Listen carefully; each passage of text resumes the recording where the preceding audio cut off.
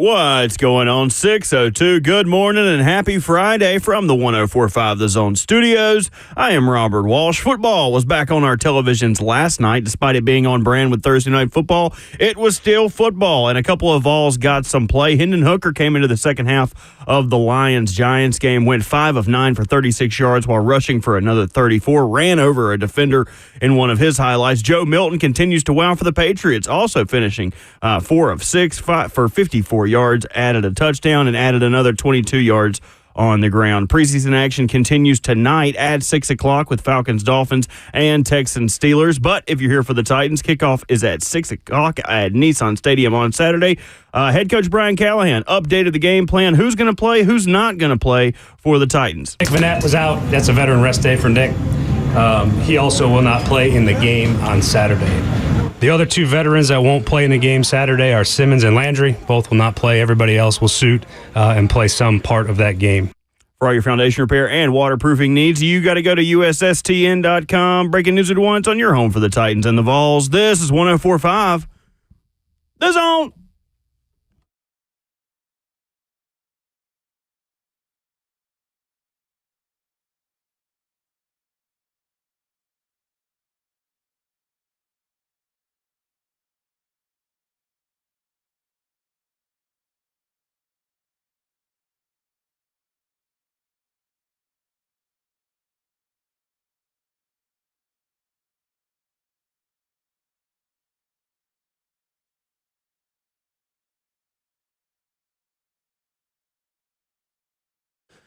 Friday morning in studio. Welcome to Ramon, Kayla, and Will. RKW live on your radios and your smart devices. 104.5 The Zone, as well as 104.5 The Zone TV, Facebook Live, YouTube, Twitter, or Twitch.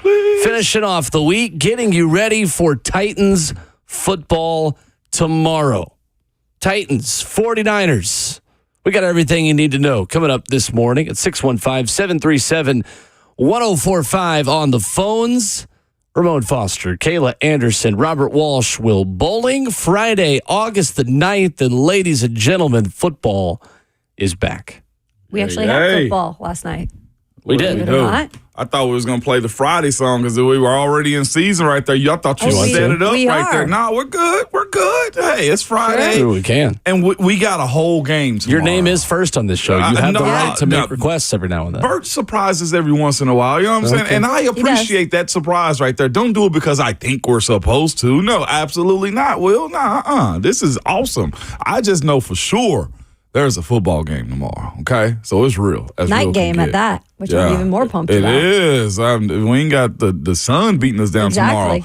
Should be close to the 70s, I think, too. It'll be perfect. That's beautiful weather tomorrow. But we get an opportunity to see these dudes who are hot or not in the stadium, man. So I'm more excited this year than I think I have been in covering this team any other year. And I ain't been covering it in a long time. But this is a fascinating display of talent this year. So a lot of newness and a lot of what can we expect? Mm-hmm. It's going to be surprises. A few of them, I think. Well, we'll see what that looks like. I just want to see if Will Levis is going to dice folks apart first. So we'll go there. I almost was not here this morning. I had a very weird start to my day. How? I had a dream that we didn't have a show today.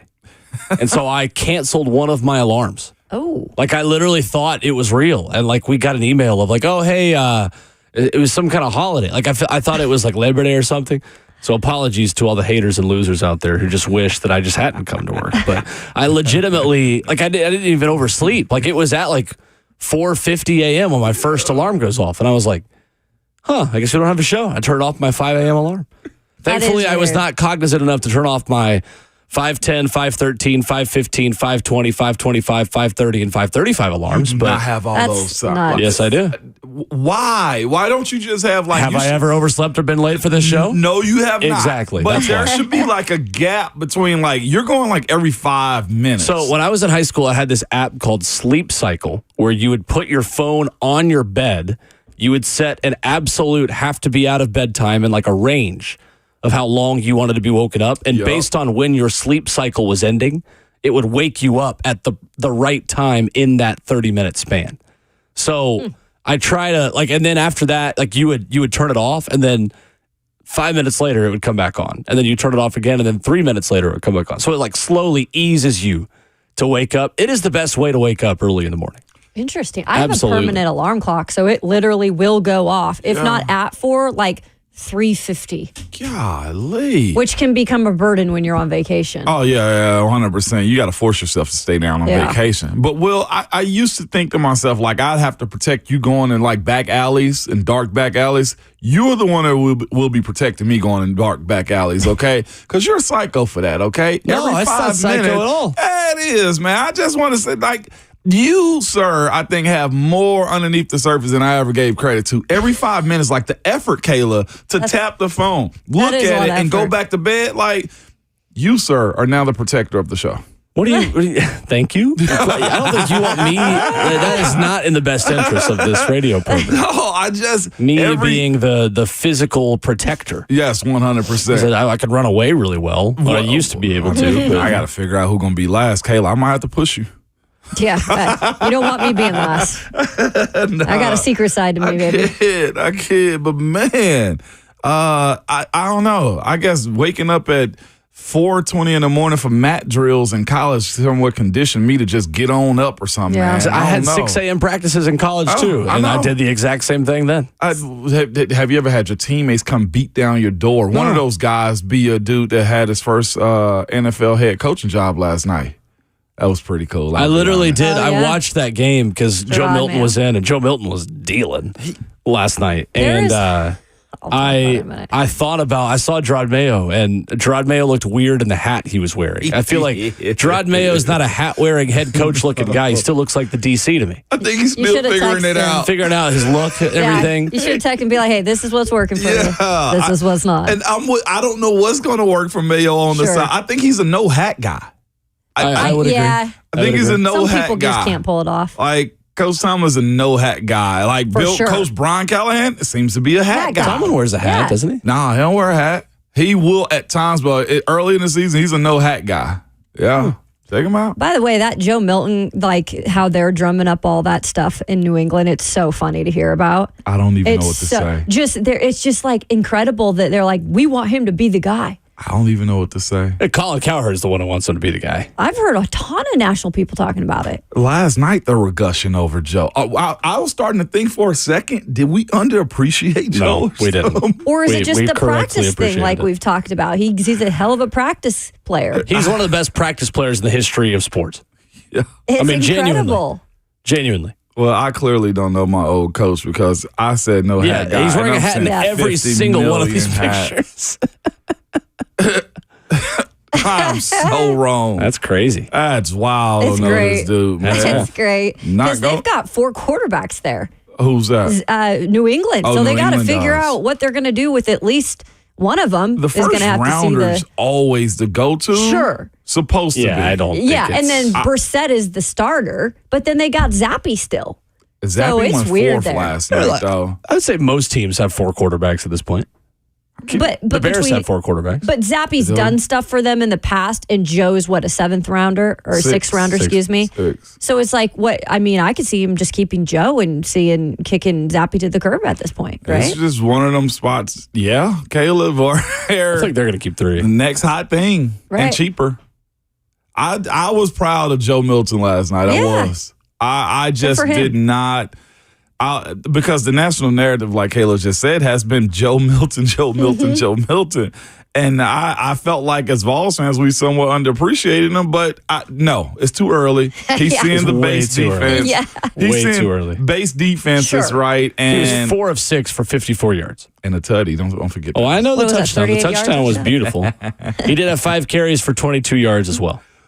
But with all the praise he's had in the preseason, you got to give a major tip of the cap to You him. do. I do. I'm just like this is good for Joe. Is all I can say. As Have long you as they asked Mayo about him ever? no, I haven't. I I hadn't was even just talked to curious. Mayo in training camp so far. I texted him last night. I was like, man, congratulations on your first game as a head Yeah. coach. I was like, even if it is preseason, he sent something back, but I hadn't even reached out because I know how crazy Busy training he camp is. can be. Oh, yeah. And Hendon Hooker also yesterday, 5 for 9, 36 yards, 4 carries for 34 yards. He was the Lions' leading rusher last night. Nice. too. Did you see the video of him just absolutely Missed it. truck sticking a Giants line or a defensive back. I missed it. I cannot believe y'all didn't see that. It was on the put it in your NFL DM, Twitter. Ramon. You There put you it in go. my DM. He literally goes like down truck in there. sticked a dude. It goes down in there, bro. I'm so rooting for Hendon Hooker. I just want him at some point to get a chance. I felt cheated because Nate Sudfeld still started that game, thinking of keeping gosh. 3 quarterbacks. All the reports were that it would be the Hendon Hooker show, and then the second half was the Hendon Hooker and show. then it Right. wasn't. Against the New York Giants, who had 2 rushing touchdowns from another former Vol. Eric Gray, 4 carries, 52 yards last night, Look at that. including a 48-yard touchdown run. Senior Bowl grad. Do you guys consider him a Vol, or is he like attached to Oklahoma?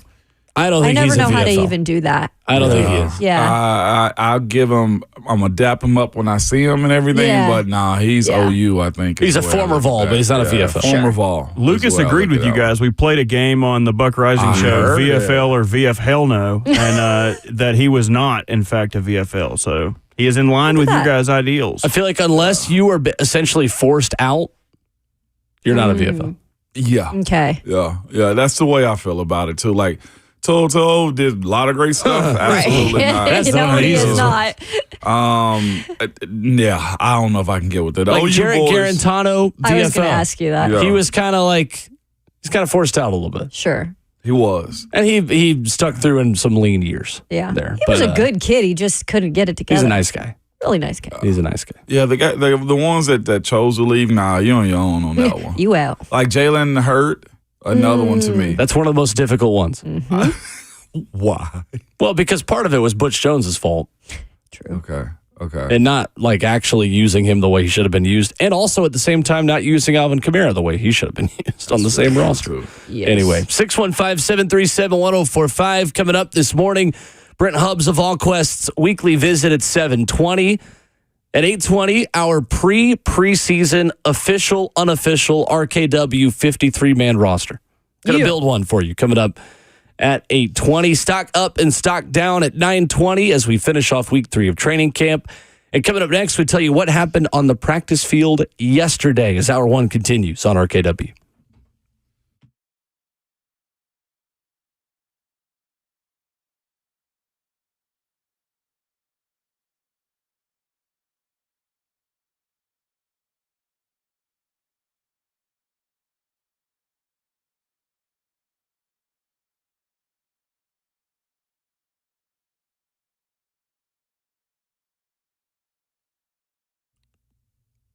It's Ramon Foster for Hiller Plumbing, Heating, Cooling, and Electrical, letting you know summer is over and it's time to get ready for school to start. Even though the kids are headed back to school, you can leave the homework to Hiller, all right? This month, enjoy back-to-school savings with offers like $99 drain cleaning special. You also can get $500 off select high-efficiency HVAC systems and $500 off new tankless water heaters. And they also have this for you whole home generator buyers, $1,000 off right now on that purchase. Simply go to happyhiller.com today for more details.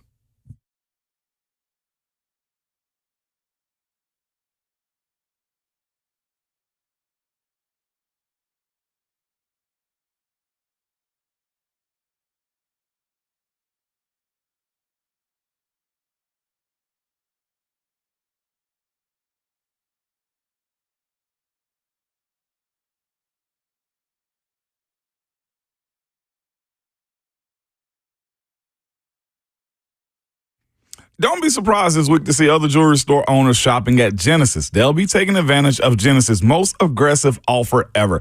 All GIA diamond engagement rings marked down an extra 20% below Genesis' everyday price. That's right. The vault is open and Genesis is selling the finest handcrafted diamond rings at rock bottom prices now for a very limited time. The GIA also is the world standard in diamond grading, certifying accuracy and documenting quality so you can buy with confidence.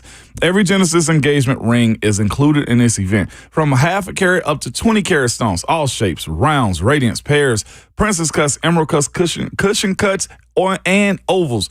There has never been a better time to get an extreme value price on GIA certified diamonds, perfectly set in gorgeous engagement rings. Hurry in now for the best selection. It's Genesis Diamonds GIA Diamond Extravaganza, where you can save an extra 20% off these rare precious diamond rings now for a limited time. One per customer, also exclusively at Genesis Diamonds. They're located in Green Hills and Cool Springs.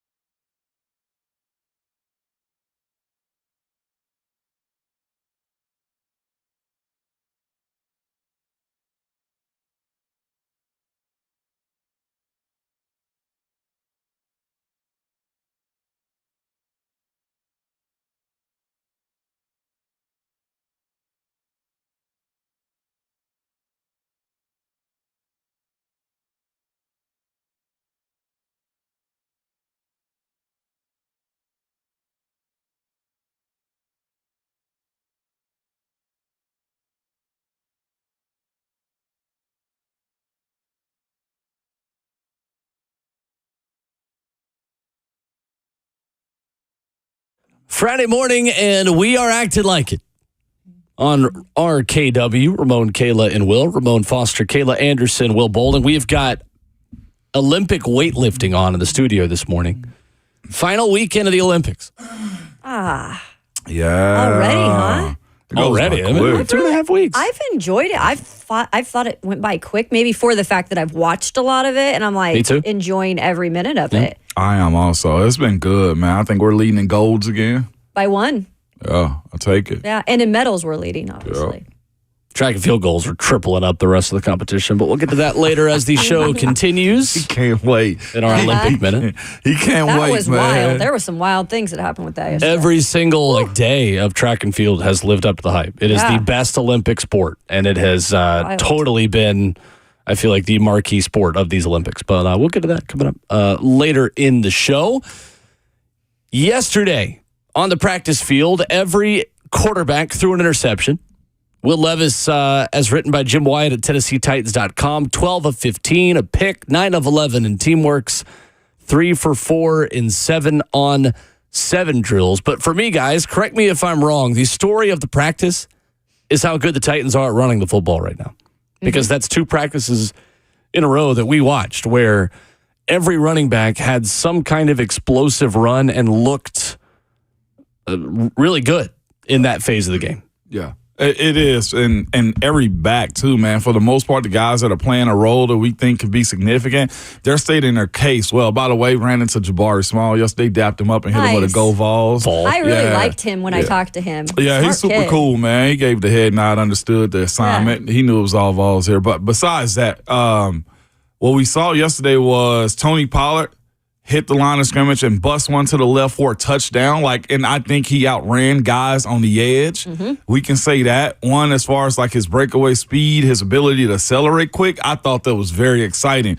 I was actually talking to somebody who's like, the O-line built the wall right there. And sometimes when it's good on good and the defense is pushing and the offense is pushing, all you need is your offensive line is to not allow anybody to, grab at you, get in the backfield, have some penetration. And Tony Pollard did that. If I'm not mistaken, it may be the picture that Jimmy Wyatt has up on his article is of Tony Pollard breaking to the left side of this offensive line and running for a touchdown. And then, of course, you can't be upstaged by the person that you were really cool with, right? Tajay Spears. Yep. Same exact thing, man. And not just that, whether it be the O-line, whether it be the scheme, whether it be the running backs, these dudes have had more explosive runs in practice. I'll say this. More good runs in practice. I don't know if we call them explosive yet, but we've had some really good break the line of scrimmage runs between these 2 dudes and others in training camp so far. And that's the thing. You're talking about your 2, 1A, 1B starter, whatever you want to do with that have impressed during the training camp days so far, which has been about 2+ weeks. And then you look at the backups and the guys that are competing for even that 3rd job or just a spot on the roster or practice squad. You've got Hassan Haskins, who we've talked a lot about, who has kind of come back after some of the things that happened last year that allowed him to not play. And it looks like he's got things straightened out and he is here to work. And you can see that with what he's been able to do. He's been pretty consistent throughout camp. But then you've got Julius Chestnut, and you mentioned Jabari Small. And I think it was yesterday, we talked about it. I mean, I've noticed Jabari Small out of those 3, almost more than anybody because of the way he runs, the way he finishes some of those runs, the way he can kind of get in and out of traffic. So I feel like Jabari Small has really impressed me as a guy who's just trying to battle for something here, right? But I do like Hassan Haskins, and I think he's done everything he needs to do to try to earn a spot. But again, I think it comes down to game performances for some of these guys that are competing for the 3rd spot. I think it comes down to the preseason. How realistic is Jabari Small's chance to make the roster at this point of camp? What is it going to take? I'll be honest with you, somebody messing it up. I'm not going to say he has a strong chance to make it. I say he has a strong chance of being a part of this team. Yeah. And I think that's the kicker is that a lot of us, when we talk about, and it's more of a fan thing, that guys can have a great camp and still not really have a path to make this team this time around. Yeah. I mean, it's taken guys like Andrew Repsich and Mason Kinsey multiple years to make that initial 53 and get that opportunity out of camp. But it would be someone who'd be nice to stash away in your practice squad and be able to develop over time if that's someone you think showcases a little bit of potential. I agree. And the other side of this, too, is you need guys like his running style, his size, his type to be your scout team guys, too, while also helping develop. Like, there's no wrong thing in being a scout team guy at all in the NFL, especially if you're getting paid, right? Yeah. And having an ability to be a part of the NFL. You still get a lot of perks that come along with this, but think about the backs that he has to, that the Titans have to play against. ETN, he's a great comp to him for scout team, right? You look at Jonathan Taylor, great comp as far as him being a scout team reps, right? These are the things that you look for when you're a coach and trying to build an entire squad is, all right, can he run scout team plays for us that's going to mimic dudes that we're going to see? And I think that's where his value is going to come into play, but also if he has the ability to do something in special teams too. So it's on him. It's on his plate. I think if you look at the battle that he must have, it's between him and myself. I'll go him and Julius Chestnut. I think the bruising back competition, the bigger back. Over. Yeah. Yeah. I think it's Hassan Haskins. Yeah, So exactly. I think it's him more than anything at this point right now, unless he fumbles a bag himself or something, right? Yeah, and you talked about the practice squad just having guys that you can utilize like that, right? When you're scouting. And that's why Mason Kinsey has lasted so long, too. I mean, I remember the old staff talking about, man, he's a heck of a practice squad guy. And I know sometimes that could be a backhanded compliment or whatever you want to call that. Kayla. But that's what I'm saying. And honestly, to tell you the truth, look at what's happening now for Mason Kinsey. Now, we don't know if he's going to make this roster. That's still to be determined. But right now, he is listed as the number one, guy when it comes to the punt return. So he could make this roster after being a guy who has put his blood, sweat, and tears into being a practice squad dude for the last couple of years. So it can happen, and development can happen. That's kind of up to you what you want to do with that, though. Right. I did think it was interesting. Kyle Phillips told media after practice that the new staff has given him a clean slate when it comes to catching punts. Yep. Oh, yeah? He did. That's big, man. Is that something he should be given? Should Kyle Phillips have a totally clean slate when it comes to catching punts? He should, because if coaches are very fair like they say they are, you at least got to give him the opportunity. Because here's the thing.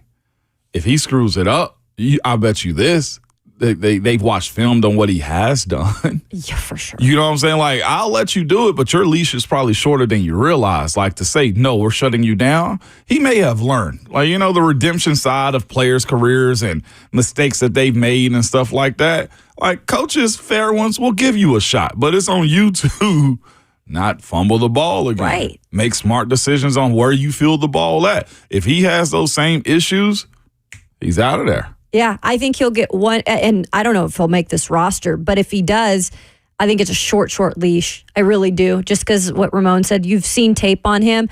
I think every staff should give players a second chance maybe to redeem themselves, and maybe they've seen something in Kyle Phillips and maybe what he was doing, or even if it was a mind thing, how to help that when it comes to fumbling or bumbling those punt returns. Maybe they've tried to fix something or figured out something with him. I don't know. It's something that we could maybe ask Colt Anderson at some point. But I think they'll give him a shot if he does indeed make this roster to at least go back there and return if he can win it. If he makes a mistake, I agree. I think he's done. Yeah, this would be the third chance. Yep. In year 3. Last year was second chance, and he still, again, can't catch punts. And he was hurt. Let's not forget, guys, he's been hurt too. So that's the other thing with Kyle Phillips. That's the story around him. He's healthy in training camp, but once the season begins, I don't know what happens, but he always finds a way to have to deal with an injury. So if one ball hits the ground that's not supposed to, then that's how short the leash is. No, it is. I'm putting him out there in preseason and seeing what he can do, because he is the more dynamic playmaker with the ball in his hands than Mason Kinsey is. I don't think there's any doubt about that. Got a little bit more wiggle, don't this he? staff would rather Kyle Phillips make the team at that position. Yep. Because of the plays that he can make, but it's interesting. It was interesting to me yesterday that Brian Callahan went out of his way praising one rookie in a big position of need. This was Brian Callahan yesterday speaking about Michigan rookie Jalen Harrell. The one guy I have to single out that's been fantastic is Jalen Harrell. He has come in and done everything right.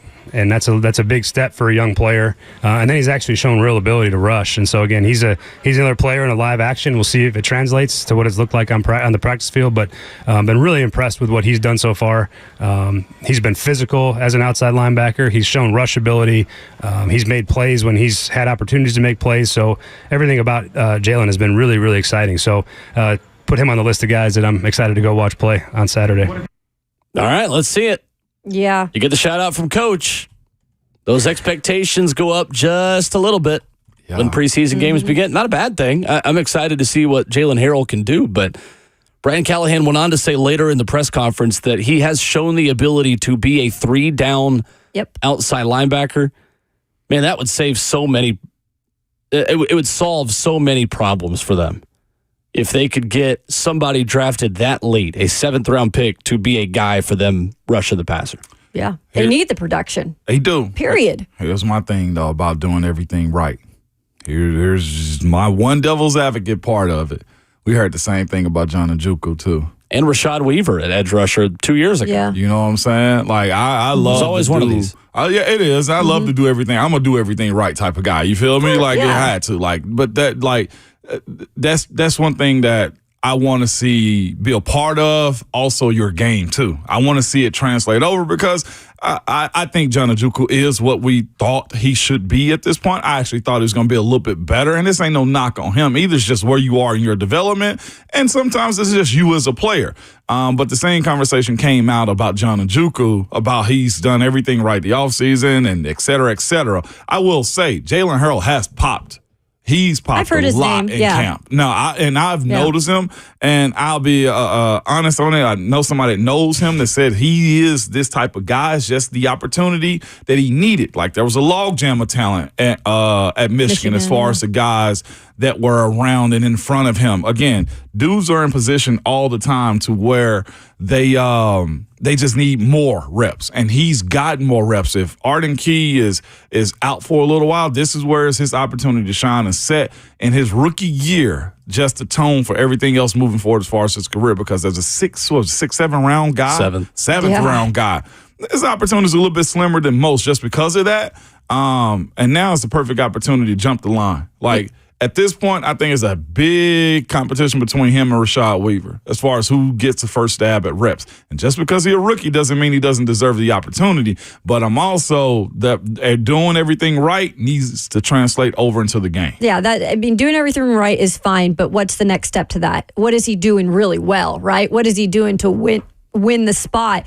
And even with depth, I'd like to see him succeed, just to have depth at that position, because we're starting to see that whittle away too. And we know how important the pass rush has been. And now, you've got a different type of defense. So you have different parts that they're going to be relying on, but you still have to have that pass rush in today's NFL. And I just think right now with Arden Key, the unknown, that's the big unknown. Might we mention, too, that Arden Key didn't prove himself last year to be a 3-down guy. So I think we're almost even giving full credit to Arden Key that even if he did play, he was going to be that guy. I don't think that's fair for us to really say that either. Right. So you're looking at Harold Landry as being kind of the one guy has been able to do it and has the numbers to prove it. But the outside linebacker position, guys, is a little bit worrisome to me. And I did want to mention also with some of the injuries that he talked about yesterday, like inside linebacker is also a thing. Get to that next. Yeah, where I'm starting. I'm going to admit, I'm going to raise my hand. Okay. I'm starting to get worried about inside linebacker. Depth. Yeah. Brian Callahan spoke about that yesterday after Luke Gifford made 2 interceptions from the inside linebacker position. And according to the head coach, it is one of the positions he is most interested to watch this weekend. I think we'll be okay numbers-wise. Again, none of the guys that missed today are considered anything long-term, and hopefully both be ready for the game. So, it's good to see Luke. Luke made an unbelievable play in 7-on-7. I thought Will put a good ball out there, and I didn't know Luke could jump that high. He kind of got off the ground pretty good to go get that ball, which was good to see. I think those young linebackers are coming along too. All the guys, they're getting more comfortable in the scheme. They're learning how to play more. So that's another group along with those young tight ends, and I'm excited to see what it looks like for real when they're actually being able to get cut loose and hit and tackle. It is a shoulder injury for rookie Cedric Gray. Luke Gifford makes the 2 plays yesterday. Garrett Wallow's already out for the season. JoJo Doman questionable for tomorrow's game against San Francisco. Brian Callahan does say he feels like the numbers, they'll have enough bodies at that position, but they are thin at the moment at inside linebacker with the injuries piling up a bit. Come on down, James Williams. I like that kid a lot. Come on down. He needs all the reps he can get to. That is a little worrisome. It is, as far as depth, as far as guys that play roles throughout the course of the season. But if I was Luke Gifford, I'd be walking around with that Candace Parker clip right now. Hey, coach, take the surprise out of your voice. What do you mean I couldn't jump? Mm-hmm. What do you mean? There's a whole movie about us and how we can jump, okay, with Woody Harrelson. What's that one called? You know what I'm saying? Woody Harrelson showed he can jump, man, but that was delightful to watch. I'm unfamiliar. Can you tell me what the movie is? Yeah, it's a white man can't jump. It is a great movie. All right, 638. There you go, Bert. That's all I wanted. Needed you. Hey, I knew what it was called. It was a mainstream like, unknown movie. movie. We're good. Exactly. So the Jack Harlow movie, you mean? Yeah, well, that's I see what you did there. Goodness. Well, Wesley Snipes is making a comeback right now. Yes, he is. You were telling us. Yeah, Wesley Snipes making it happen. But this is what you want in camp. You want to see guys given an opportunity. Luke Gifford took advantage of those. He had a pick yesterday that was on the ground, and he scooped that thing up and got it. Was it Luke that got that one? No, it was Gabe Julie-Lally. Gabe Julie-Lally got the one where he dove down. Luke did have two. Luke Gifford jumped up to get the one from Will Levis. See, even I'm denying his ups right here, Will. He can That's jump. impressive. White men can jump. Yeah. 639. Luke Gifford Give me a can little bit jump. right there.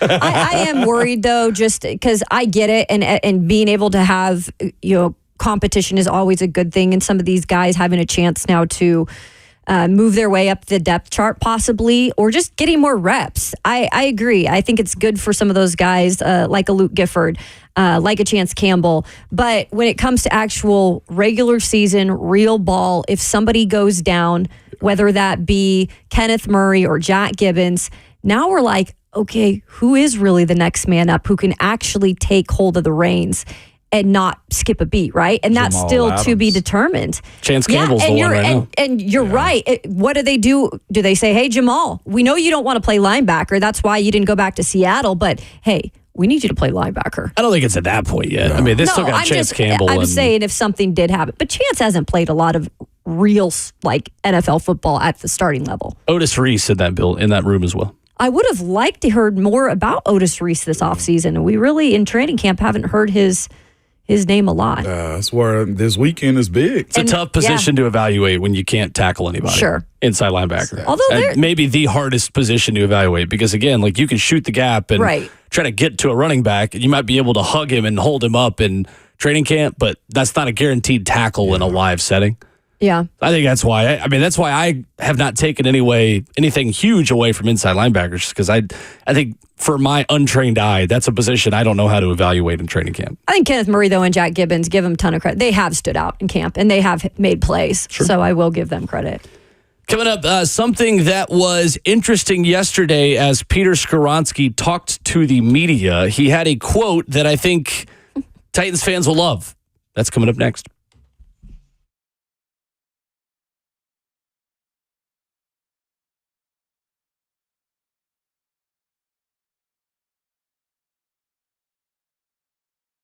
Hey, it's Will Bowling. Do you have a ceiling light fixture that flickers just a little bit? It can bother you if it's even just a tiny bit. Maybe you need an extra outlet or two. Things are not constructed the way that you would have them done if it was ideal. Maybe it's just wall switches that don't seem to work. Hey, anytime you got these simple issues, the do-it-yourself projects, turns out these are rarely actually do-it-yourself projects. You got to call the pros over at Lee Company, because dealing with electricity requires the expertise of an experienced professional. Their electrical team can solve any problem you have safely and efficiently. And right now, you can enjoy $20 off an electrical service call for a limited time. You got to contact Lee Company today, 615-567-1000. I love these guys because you hand them your to-do list. They get it done for you. Go to leecompany.com for an appointment. That's 615-567-1000 to get $20 off an electrical service call for a limited time. That's Lee Company. All you need.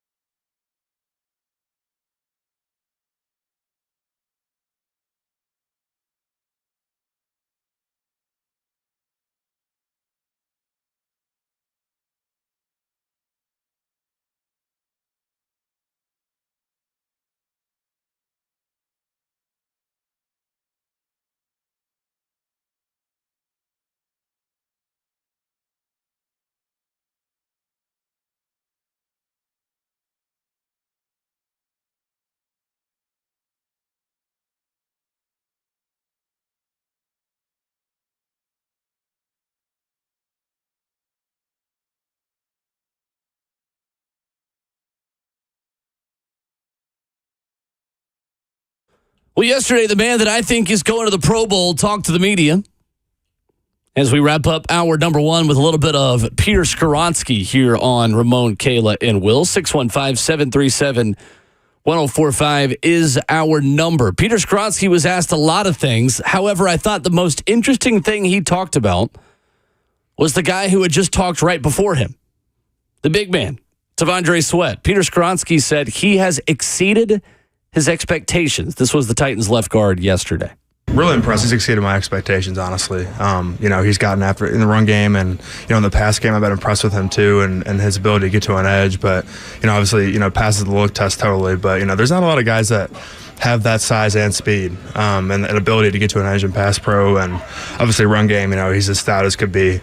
That's a really tough two guys in the interior to move around. And I think he's definitely exceeded everything I thought he'd be.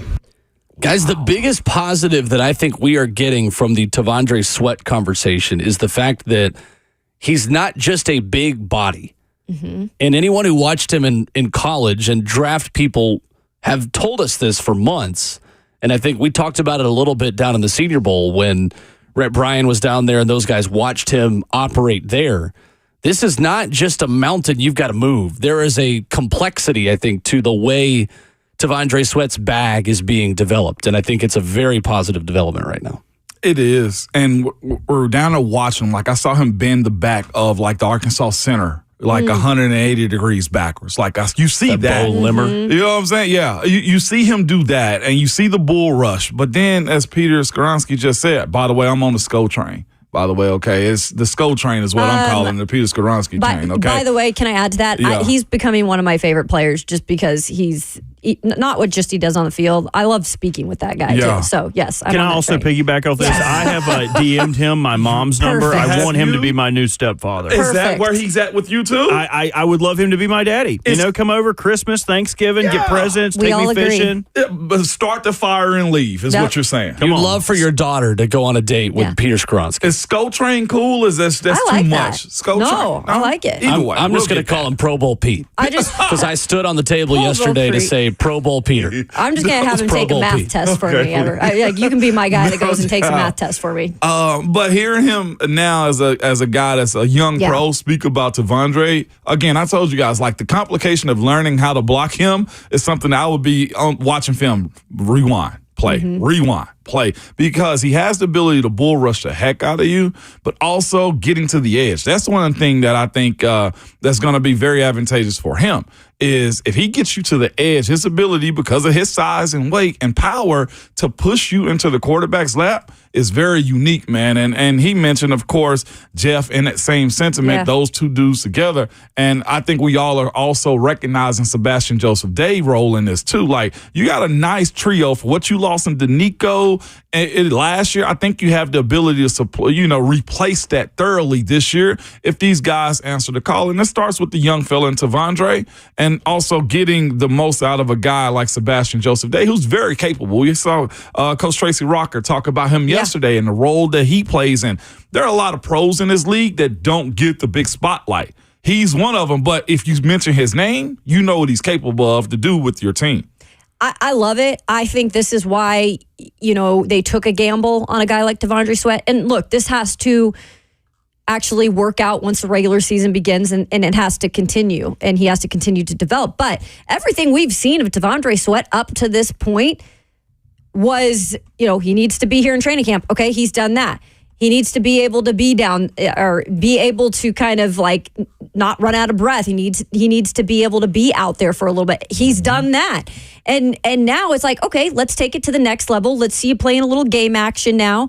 And then once the regular season starts, I think we could all be saying, okay, we understand why they may have took the gamble on him. It's not like he's starting the training camp like Isaiah Wilson did, okay? That's a whole different point. And I also like the fact, too, he admits the thing he has to continue to work on, guys, is his nutrition and all of the stuff that comes along with that. He's admitted that, and he continues every day to work on that. So I think he is on the right track. I'm really glad at this point, at least they took the gamble on him. And I know it's a little early to say that, but it looks like it could pay off. Was asked yesterday if he is at the weight he wants to be at, and he said, I feel good. Yeah. So no, but as long as we can't tell, you can play whatever you want to at. Is this Yeah. Devondre you speaking of? Yeah. Yeah, I ain't got yeah. a clue where he's at. I don't either. He hasn't I said. think I don't really might care if you're suspect. good. He doesn't look bad That's the either. point. If you're making plays, like, okay. I think he That's actually the looks point. good. Big Brian McKinney, Bert, they played for Baltimore. How much you thought Brian McKinney, the left tackle, weighed? Oh my, maybe like 370, 380. Pro Probably Bowl. around where he is right now. I'd say Sure. Devondre's, 365, 375? I'm And to giving your him credit, like- Ramon, McKinney was like sloppily Yeah, that weight. yeah. Like you saw his Okay. belly hanging out. I've Yeah. never seen Tavondre Sweat's belly at practice. No. I've never seen him like with his hand like out of gas, gasping for air. Like Like McKinney bad. was sloppy. Yeah. Sweat is not that at all. No. You had Dan McCullers at UT and the Steelers also. That's who what I'm saying. was built similarly. He was. More of a traditional nose tackle, however. Yeah, he was. And Trent Brown is another big old dude that looks like Yeah. he's big, you know. But with that being said, Tavondre to me, I think I'm with Will. Like people talk being too light, being too heavy. Can you make plays? 615-737-1045. How you jump in. The injury update for tomorrow's preseason opener, as told by Brian Callahan yesterday. You'll hear that next.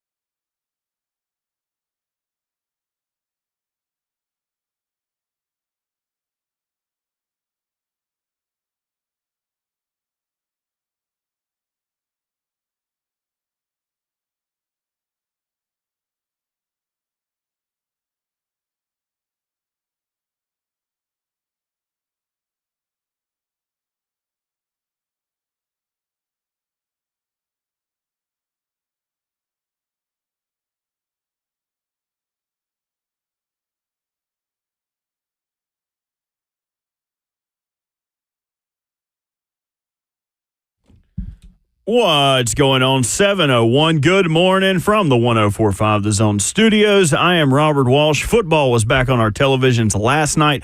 Despite being on brand for Thursday Night Football, it was still football. Two former Vols got some play. Hendon Hooker came in the second half of the Lions-Giants game, went 5 of 9 for 36 yards, adding another 34 on the ground. Joe Milton continues to wow for the Patriots, finishing 4 of 6 for 54 yards and a touchdown, and rushed for another 22. Preseason action continues tonight at 6 o'clock with the Falcons, Dolphins, and Texans, Steelers. But you're here for the Titans. Kickoff at 6 o'clock on Saturday. Lee Company Countdown to Kickoff gets you ready at 3, and then Titans radio pregame coverage starts at 5. Head coach Brian Callahan updated the game plan with 2 veterans who will not see the field in preseason action. Nick Vanette was out. That's a veteran rest day for Nick.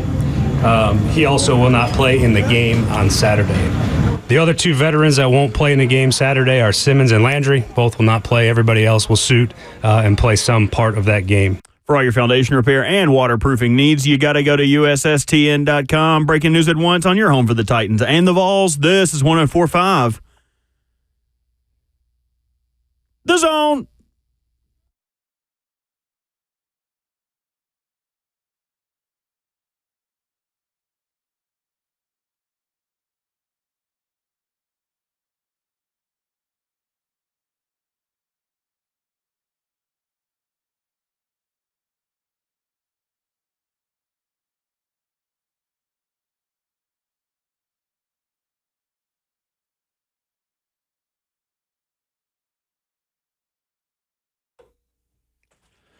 Hour number 2. Happy Friday, wherever you are kicking off your morning in Middle Tennessee or around the world. This is Ramon, Kayla, and Will, RKW, with Ramon Foster and Kayla Anderson. I'm Will Bowling.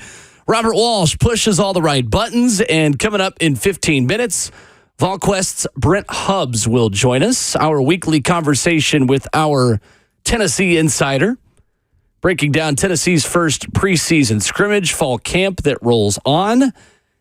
We are 8 days away from the David Sanders saga also coming to a conclusion. Ooh, with a commitment. Right. And an On3 analyst said this week that if he had to pick it at this point, it would be Tennessee. Look at that. A national analyst. We'll get to that with Brent Hubbs coming up here in 15 minutes. You just heard an excerpt of Brian Callahan yesterday speaking about injuries, speaking about guys who will not be available for tomorrow's game against the San Francisco 49ers. This was the full quote in the full context with some added notes on a couple of guys who have been banged up the past few practices from the head coach. Nick Vanette was out. That's a veteran rest day for Nick. He also will not play in the game on Saturday. The other 2 veterans that won't play in the game Saturday are Simmons and Landry. Both will not play. Everybody else will suit and play some part of that game. As far as injuries go, that's new. Leroy Watson had a small knee issue. He's week to week. He'll be out for the game. Cedric Gray had a shoulder, did not practice today. He's questionable to play in the game. We'll see what the next couple days bring for him. Caleb Farley is out with a hamstring. He'll likely be out for a few weeks. Jojo Doman had a low back issue yesterday. He sat today. He's questionable for the game. We'll see again, like Cedric, what the next couple days bring for him for the game. Other than that, the playtime plan for the preseason game against the 49ers is our ones will play to start the game. They'll all dress. They'll all play. Like to let them go roughly a series or 2, depending on how those series go. And then those guys will be out from the lineup, and the rest of the guys will take over from there. So you will see our ones outside of Jeffrey and Harold on defense, and the guys that have been out will be out. So there's no change in those guys' status. They will also be out, and then we'll play a little football. Can't wait. There's Brian Callahan yesterday. The headline out of that, guys, Caleb Farley might have practiced for the last time as a Titan. A few weeks. Or at least close to it. We spoke about that yesterday on the show because I can't remember the name of the listener that was in the chat, but that was asked about Farley and, you know, what we've seen out of him and what realistically could he do for this team in the future. And I think we all were kind of on the same page of saying it's such an uphill battle for him, and really he can't afford to miss one day, let alone a few weeks, is what Brian Callahan said. And The biggest thing that I worry about with that is the type of injury with the hamstring, because it's all connected with the back. Everything's been connected with that back. So it's just a worrisome situation for the future because he's already lost so much time. You can't not have things to build on. And unfortunately, this is just the situation he finds himself in again. It is. It sucks for him. But I went on 3HL yesterday, and I said this too. We love and enjoy this game and what, everybody stay in their youth whenever they're watching it. But the business of this is still in front. You got to be lucky to be successful sometime. That is a part of it, and he's had an unlucky start to his career. And honestly, just behind the 8 ball in general, he came in here with an issue, right, and was expected to be a guy that could be a day one starter, and it wasn't there for him. I mean, it just hasn't been good, and now your new staff is dealing with the same issues that the old staff dealt with too. So it sucks for him, but I've seen this happen. This is the business. I'm not saying I'm unemotional to it, right, but I've just been of the mindset, well, where's Jarvis Brownlee at then? In the terms of building a team, it's not insensitive to say, well, next man up. It just sucks for a guy like him because he's a great young man. You got to understand what his P word potential could be, right? But it's just not their hamstring. And coach, I know it's hard for big guys to pull hamstrings, but a small skill like him, and coach comes in his press conference and says it's going to be weeks. Yeah. Where is his ability to make the team? It's gone. It's gone. You're too far behind. He needed to be at almost every practice to be able to even maybe make the team and have potential to be a contributor. At this point, few weeks, he can't play in any preseason games. Mm-hmm. I don't see it happening, you guys, as much as I'd love for it to happen for him. And it started off well. He was healthy to start the season. He was playing. He did some things well. But you talk about that luck thing, Ramon. That is a thing. It's a part of it. It is. It's a major part of it, especially in a position in a sport where there's 100% injury rate. Yeah. And hamstrings, too, are one of the injuries, too, where you have a little bit more control. And again, you're working on rehabbing so many other things, and sure, that's something that can slip through the cracks. You don't manage things the way you're supposed to. And I'm not insinuating that Caleb Farley didn't do the proper preseason prep and all of those things. Every situation is different, but hamstrings are tricky. You got to baby those coming back from them. And I don't want to throw this on the old staff either, but that 20 and 21 draft, your number ones have contributed not even a 1%. Zero. Nope. You know what I'm saying? And when we're speaking about having to spend money on the free agents that you did this year at cornerback, Caleb could have, or we hope that he could have been one of those cornerbacks, sure, right? You look at having to draft a left tackle, and we got questions on who's going to start on this offensive line.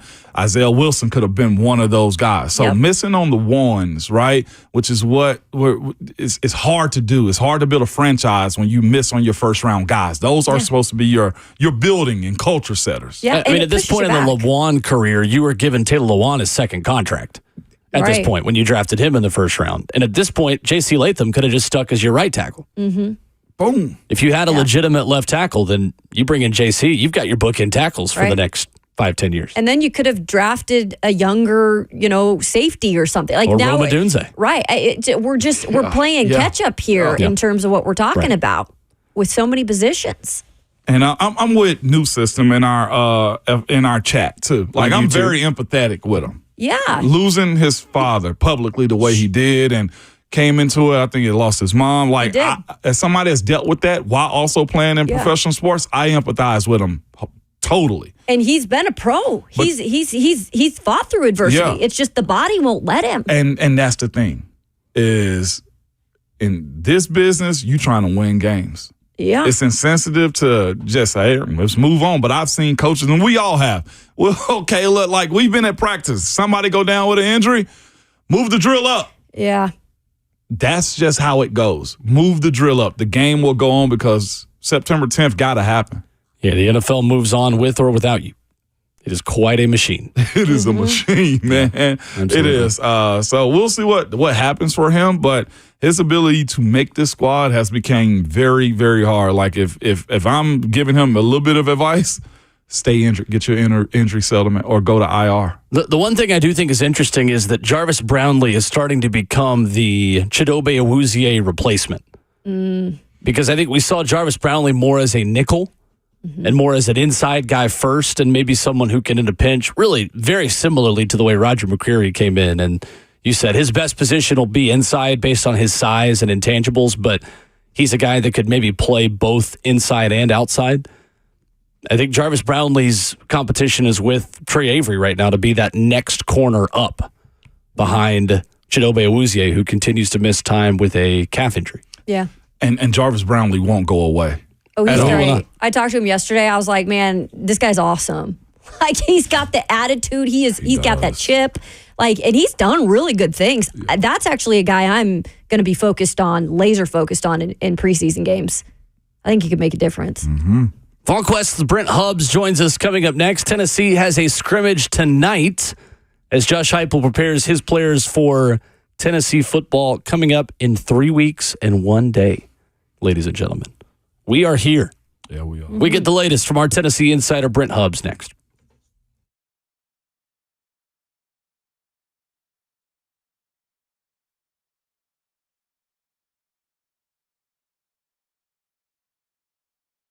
It's Ramon Foster here for United Structural System, letting you know they are a foundation repair and waterproofing company that has served Middle Tennessee since 1994. Listen up. They got over 25,000 satisfied residential customers, and they got something right now that'll also satisfy you. They got a few back-to-school promotions. Yes, I know you thought, okay, getting the kids out of the house was a big enough prize. No, they got more for you, like 10% off any job that's over $2,500 with the financing side of things, too. No payments, no interest paid for a whole year. And just this, too, the services that they have foundation repair, basement waterproofing, that I told you, super clutch, mold treatment. Y'all know that can be a very unhealthy thing if you let that grow inside of your house. And also concrete leveling. Somebody trip and fall on your property could be problematic for you. So get that taken care of simply by calling the folks at I Trust. It's 615-488-7855, or you can go online at usstn.com.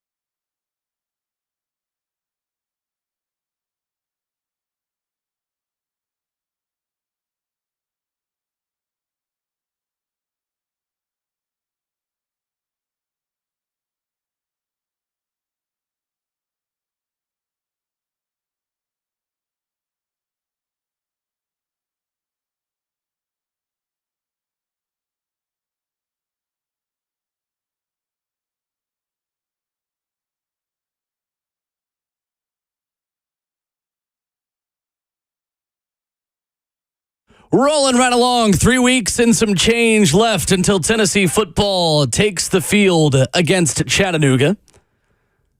And every Friday morning here at 7:20 on Ramon, Kayla, and Will, we are joined by VolQuest and On Three's Brent Hubbs, who is with us now on the phone lines. What's up, Brent? Good morning. Good morning. How's everybody? Good. We are good. Before we get to Tennessee fall camp notes, Brent, I see on Mike Keith's Twitter yesterday, you guys have a fun event coming up in Franklin next Tuesday, alumni.utk.edu. Tell the folks what you and Mike are going to be doing. This sounds awesome. I'm going to do whatever Mike tells me to do, which is the story of my life. I'm just kidding. But no, we're going to talk some balls. We're going to talk some Titans, and we've done this event on and off through the years, and looking forward to being in the Mid-State and talking a lot about Tennessee football. Obviously, this team that is going through a scrimmage tonight, and we'll be getting ready for their second scrimmage when I come out that way next week. And we're going to visit with the good alumni folks from the Mid-State area. I hope a lot of people come out and check us out, and we'll have a good time, tell some old stories, probably pick at each other a little bit, and talk a lot of football. It'll be a lot of fun. I might come and get an autograph. I think I will definitely be in the building. Franklin Theater, 6 o'clock when doors open next Tuesday here in Middle Tennessee. Going to be really cool. And Tennessee Alumni Association does such great work with stuff like this. So going to be cool. I love it. Brent, as Tennessee moves forward into scrimmage number 1 tonight, you guys have written in the War Room about a couple of guys who need big performances. I want to start at running back. We talked to Austin about Peyton Lewis earlier this week. How important of an opportunity does he have right now behind Dylan Sampson? Well, I think it's a huge opportunity. You're not going to win anything necessarily tonight, but I think, this is a guy who's not been really hit in the college game at the college level. He's not played. They've done 11-on-11 work in practice, but there are coaches nearby. This is coaches on the sideline, put the ball down, go play. Josh Heupel typically in his scrimmages does not put parameters on his offense and defense. And what I mean by that is if Tim Banks wants to blitz, he can blitz. He can do whatever he wants to do. It's not just situational football. And so this will be a chance for Peyton Lewis to show where he's at from a pass protection standpoint, where he's at mentally, and then obviously a chance to get hit and go make plays. And I think it's a big opportunity for him. I think he's off to a nice start in fall camp. He's done a good job, and he's trying to take advantage of every rep he can get. I think he and Deshaun Bishop, I think, will get the early reps in this scrimmage because Cam Seldon's not clear for contact, and I don't think they're going to take a chance with Dylan Sampson tonight. Brent, at the star position with Jordan Thomas out, how confident do you feel like this staff is in Boo Carter's ability to step right in as a true freshman and perform at a high level there? I think they're confident in him because Boo's so confident, and Boo's is a really good athlete. I think what this is tonight for Boo's more about showing where you are from a mentality and a mental standpoint in terms of eliminating bust and mistakes. And for Tim Banks and Willie Martinez, this is tonight you're evaluating, okay, where is he? How much further can he come along mentally here in the next 2.5 weeks? How much do we need to change a little bit of what we do in the back end compared to what we thought we were going to be able to do or what we thought we wanted to do? So this is more of an evaluation to me about how you're going to play the star position in the back end as opposed to whether or not Boo Carter's good enough to play as a freshman, because I think athletically he's shown he's good enough to play. I don't think that's a debate. I think now the question is, how much can you do with him? How much do you need to protect him schematically from some things where maybe he's not going to be as far along as a freshman as Jordan Thomas would have been as a third-year player? No doubt about it, man. Brent Hubbs with us this morning. I was over here messing around on my computer. Brent Hubbs with us of VolQuest and On 3. My bad, Brent. I ain't ever disrespect you like that, man. I appreciate your transparency. You're paying zero attention to me this morning. Fantastic. I was actually bigging you up on social media right there. I called you the great Brent Hubbs, okay? Just so you know. Got to throw a great in front of that. Oh, here we go. Yeah, well, I got to play. I got to politic just a little bit. But defensively, staying on this side of the ball, man, what do you expect from this D-line? We've seen a bunch of posts about how good this group can be in a scrimmage. What do you expect the coaches to allow these guys to be able to do? Well, again, I mean, if Josh Heupel holds true to form, they're going to be turned loose and go play. This is not going to be a scrimmage where you say, well, you can't blitz or you got to be vanilla here and that type of thing. I mean, it's closed doors, so they want to see what everybody can do. I think the real interesting thing for this defensive line is that there's just not – it doesn't feel like there's going to be, at certain spots on the D-line, just major drop-off when you go to the second team or even the third team in some instances. So, I'm curious to see or learn kind of where they are with their Rabbits package when they put James Pierce and Josh Josephs on the field at the same time. Who's the guy that slides inside? How do they play their defensive interior? Omar Norman-Lott, I think, has done a really good job. I don't know how much they're going to scrimmage Pierce and Norman-Lott and Omari Thomas versus what they get out of what they try to get out of Caleb Herring and Jordan Ross and Davin Hobbs and some of these younger guys who don't have as much experience and as many snaps under their belt. But, man, they are a good-looking group of defensive linemen. Rodney Garner is he is the Eeyore of Tennessee football. Like, it's just one of those, well, we're not very this and we're not very that. We've got he had a hard time finding ways to be overly critical of where his defensive line is right now. Now, he acknowledged they've got plenty of work to do, and they do. Everybody can get better. But, man, this is compared to where they've been the last, few years. They were good last year, but those first couple of years, the depth of the talent they have right now, there's a lot of people in college football jealous of that depth. In that same context, man, you brought up his name, and I wanted to get to him. Josh Joseph. I became a big fan of him yesterday. I saw a piece of the article that had him admit, man, he has some jealousy towards how James Pierce jumped up higher than he did, and, they're good friends still, but the idea that James Pierce got it before him, man, just how big of a person is he? Tell us more about him, Hubbs, and just the type of talent that he can have going into this season for the Vols, too, because he's not a slouch. It's just sometimes you got to work and wait. Well, and what was interesting for Joshua did more his freshman year than James Pierce did. When you came out of 2 years ago, people were talking about, privately coaches would say, Pierce had a better first step, more raw talent there, but Joseph was the one who was playing more snaps. He was, more involved in everything. I mean, you go back to he gets his first sack at LSU. He's in the game early in some critical situations. He played a lot more snaps of defense in 22 his freshman year than James Pierce did. The difference was Joshua Joseph got complacent between his freshman year and his sophomore year. And he admitted it. He didn't put into work. He didn't focus on his weight. He didn't do the little things to take that next step that Rodney Garner was publicly and privately asking for, and James did. And I think for Josh was sitting back and watching that last year. He had a little bit of a shoulder injury that slowed him down too during the season. But for him to watch James take off and he didn't go with him, it's kind of like a sprinter running off from you, right? And at the end of the race, he's taking off. It's like, I got nothing. I can't go with him. I think it was an eye-opening moment for Joshua Joseph. And the result of that is Joshua Joseph has put on about 20 pounds. He's stronger than he's ever been. He's more committed to the game than he's ever been. And he's had a better offseason and has put himself in a position that he's going to be a much bigger factor this fall than he was last fall. And, we as people who cover, and particularly older people now, like me, I'm an old guy, you don't fully grasp that these guys are still young kids. And you just don't know when the moment's going to hit them.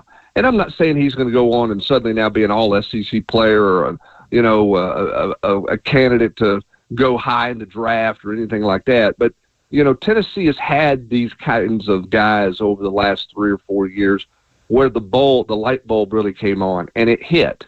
And it was Jalen Hyatt, and it was Jalen Wright, and now maybe it's Joshua Joseph that's had, you know what? I'm tired of being just kind of okay and average. I want to be really good, and I want to put the work in to be really good. And that includes sleeping more, nutrition, taking care of your body, focusing on adding weight, the things you're asked to do at the end of the year in your exit meeting that you didn't do the year before. I think Joshua Josephs has just grown up. He's just matured. I mean, Ramon, you saw it with players when you're at Tennessee. I mean, we've talked about Robert Ayers, you know, and you and I are both big fans of Robert Ayers, but there was a moment where he decided he wanted to be a really good player. It just wasn't his freshman year or after his freshman year. It just took a little longer to get there than it does for some other players. And I think Joseph realized, hey, I squandered a year ago, and I want to go make the most of it now. I just had to bring that up. My bad, Kayla. Because the self-awareness that he had and the way we speak about kids in this generation, you know, as though they don't appreciate anything. No, you don't see that too often where you openly admit your flaws. Yeah. Well, and that's the one thing, Ramon, that I think kids are a little more polished now when they deal with the media, and sometimes guys are a little more guarded. But if you think about some of the interviews that are taking place this week, the transparency of Joshua Josephs is something that you appreciate. You know, to admit you're jealous of your teammate.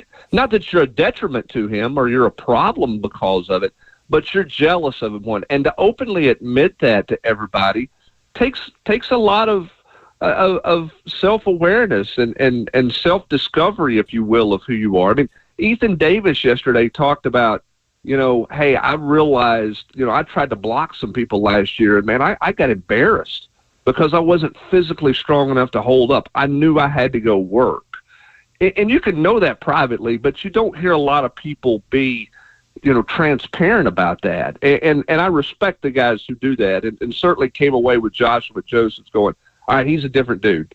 You know, and you can see it in the complex, Ramon, when he walks by. His head's up. His eye contact's there. He's got a bigger smile on his face. You could tell that he's engaged more than he was a year ago when he just kind of sauntered through with his head down and didn't really have much to say. He's in a different place right now as a student athlete at the University of Tennessee, and I applaud the fact that he acknowledged that publicly.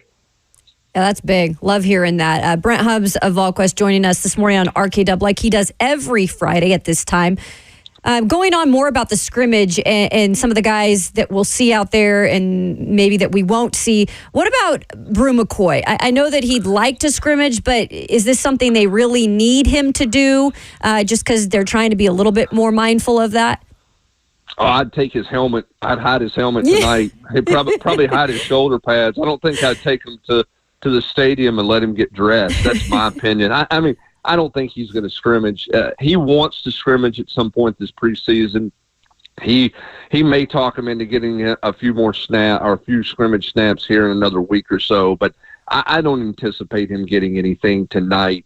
You know, I don't know what they're going to do with Keenan Peely. Yeah. I'd be hesitant about that one tonight as well. But Peely, I think, is a little further along in terms of being just completely cleared, and he's still Peely's still rehabbing some, but not to the degree like Brew's still doing a pretty heavy rehab grind on off days and on days where they limit him on the practice field, much to his dismay. I mean, he knows he has to do it, but you know, Brew wants to get hit. He wants to get that feeling, and he wants to get it back, but I don't think anybody's ready to do it this early in fall camp. He may talk him into it in another scrimmage or so, or it may be Chattanooga before he gets, you know, first real contact, which is, you know, that's a debate that this coaching staff has every day with the doctors and trainers and with Brew, and we know where Brew's at. Brew's made it very clear publicly. He's made it very clear to me on multiple times. He's ready to go when he wants to be able to go. I just don't think it's going to happen tonight. Is that a situation too, Brent, that when the season does start and he is available, do you see this being something where he's got to kind of gradually get back in the groove with Nico? Because you've said the off, you know, field stuff has been great with those two, but with him not playing that much football as of late. Well, I mean, I think that you know, you want to use the Chattanooga game for that, and I think they'll jump right back into it because they're, you know, I mean, Brew's a veteran, and he knows where to go and what to do. You know, I think the one thing that will happen with Brew, and this is where when you get to game week, your management of things are easier because you're not running as much during game week, right? Sure. You're in your set routine. Your practices are a little shorter. It's different than fall camp is right now. So I think Brew's a little bit easier to manage. But, I mean, these guys are competitors. I mean, I mean, Keenan Peely wants to scrimmage so bad tonight that he can't see straight. I mean, they want to play football. I mean, when you practice all the time and, you're going against your teammate shedding blocks, who's another linebacker, or you're hitting a sled, or you're running routes versus air, at some point you want to go play. That's just human nature as a competitor and a football player, and that's where those guys are. They just have to be smart. I mean, Keenan Peely's 26 years old. He's played thousands of snaps of football. It's okay if he doesn't get, 40 snaps of a scrimmage tonight. Now, he may not believe that, but the reality is it's okay if he doesn't get much scrimmage work tonight. In fact, I'd probably hide his helmet too if I were a coach. Just take him away.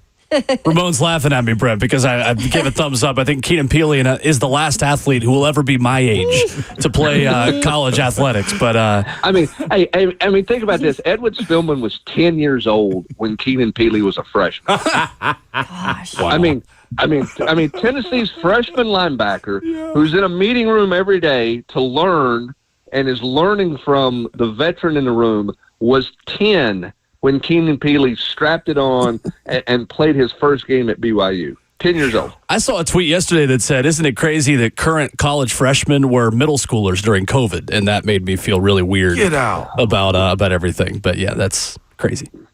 All I was thinking is Ramon's not happy with second me. contract. I was already on my second. I was on my second professional contract at 26 and about to get married. Man, what the hell? I don't even want to mention where I was at 26. So I had covered more football at 26 than Keenan Peely had played, which is a scary notion too. So and my hair was really gray at 26. Now it's white at 29. So when you're old, you're old. You got to embrace who you are, right? Embrace who you are in life right now. I love it. Brent, how has Nico Iamaleava looked, just from what you hear and what you see at fall camp? How much confidence do you feel like he has in this offense right now?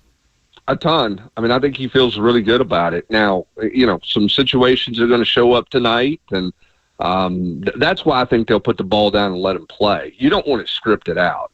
And I've been around coaching staffs who said, hey, you can't blitz, or you can't do this, or you can't do that. I mean, David Cutcliffe and John Chavis went at it, right? Ramon, there were rules in place at the start of the scrimmage. You can't do this. We're going to limit this because we want to work on this. And then the offense would get a play, and Chief would like, all right, game on now. Our Chief would sneak in a blitz, and Cutcliffe would be like, game on, let's go. Ultimately, that's what happened. So Josh Heupel just puts it down and wants it to play. And I think it's important for the quarterback position for it not to be scripted, but because he's got to recognize things. He's got to play fast. He's got to see things and adjust quickly, and you can't do that when stuff is scripted out. So I think that's important for Nico tonight. I think he's throwing the ball extremely well. Is he making every perfect decision? No. Has he made mistakes? Sure. And those are going to continue to happen. But I think there's a ton of confidence with Nico. I think Nico has plenty of confidence in where he's at in the offense. I think his teammates have confidence in him. I mean, you heard it from the tight ends yesterday talking about just their belief in him and where he's at right now. So I think physically he's better than he's ever been. I think mentally he's good. He's continuing to grow. And I think everybody's excited to see what he can do when coaches are on the sidelines, ball's placed down, and we go play. Hubbs, you gave me memories of Omar Gaither and Marvin Mitchell and Kevin Simon, Kevin Burnett, just blitzing up the middle. Those A-gap blitzes that weren't supposed to happen, that suddenly you went, wait a minute, why is there an A-gap blitz coming here? We haven't worked on that in practice yet.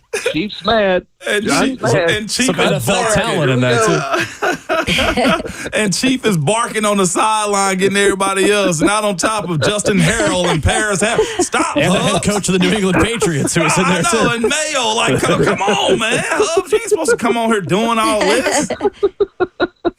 Brent, we've been watching training camp practice with Ramon the last 3 weeks, and I know you see it too when you watch practice or watch offensive guys, this guy sitting to my left just hates defensive players. I mean, just absolutely trying to knock the ball out at the end of a play. Ramon Foster never is having that. They do too much, man. Like, you ain't got to grab on a running back like that. You got him. Why you trying to lift him off his feet, too? Jabari Small didn't ask for this. I love it. But you know what? That defensive player has heard from the time he was probably early in his high school career that if you don't run to the ball and you don't finish through the whistle or after the whistle, then you're on the track running laps somewhere doing something. So it is a different, in a lot of ways, it's a different mentality that everybody goes through. And it's, it's funny. You hear guys, you hear the practice field, the coach says, thud. Okay, yeah, that thud's going to last for about 3 snaps, and then it becomes a tackle, right?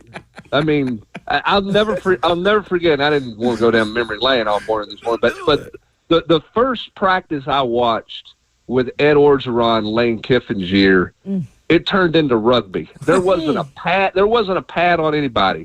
And like first practice, everybody's getting look. There, the ball is put down. It's 11 on 11 at the end of practice, and coaches are going. The defensive guys are going, "Hey guys, stay up!" Wink, wink. And you're looking like they're just tackling people with no pads. Like, what are we doing? You know what I mean? And that's the mentality defensive guys have to have. That's God bless them, because I mean, Al Wilson tackled everybody every day. I'm Ramon, sure. Right? I mean, Gerard Mayo was like, I just gave him a little shoulder bump. Oh, okay. That's what they call it. Okay. That's what they call it. Just a little love tap. Like, oh my God, out of here. It's cool. We got a side of thinkers and we got a side of just savages. It is what it is. Good mix. Brent Hubbs joins us 7:20 every Friday morning here at the show. Next week, we'll be 2 weeks away from week 1 for Tennessee football. Brent, thank you as always. You're too good, Brent. Thanks, guys. Thanks, Brent. Have a great day, all right? You too. Yes, sir. There's Brent Hubbs. And that is going to be must listen next Tuesday. If you're a Vols fan, come to the Franklin Theater. I will be there.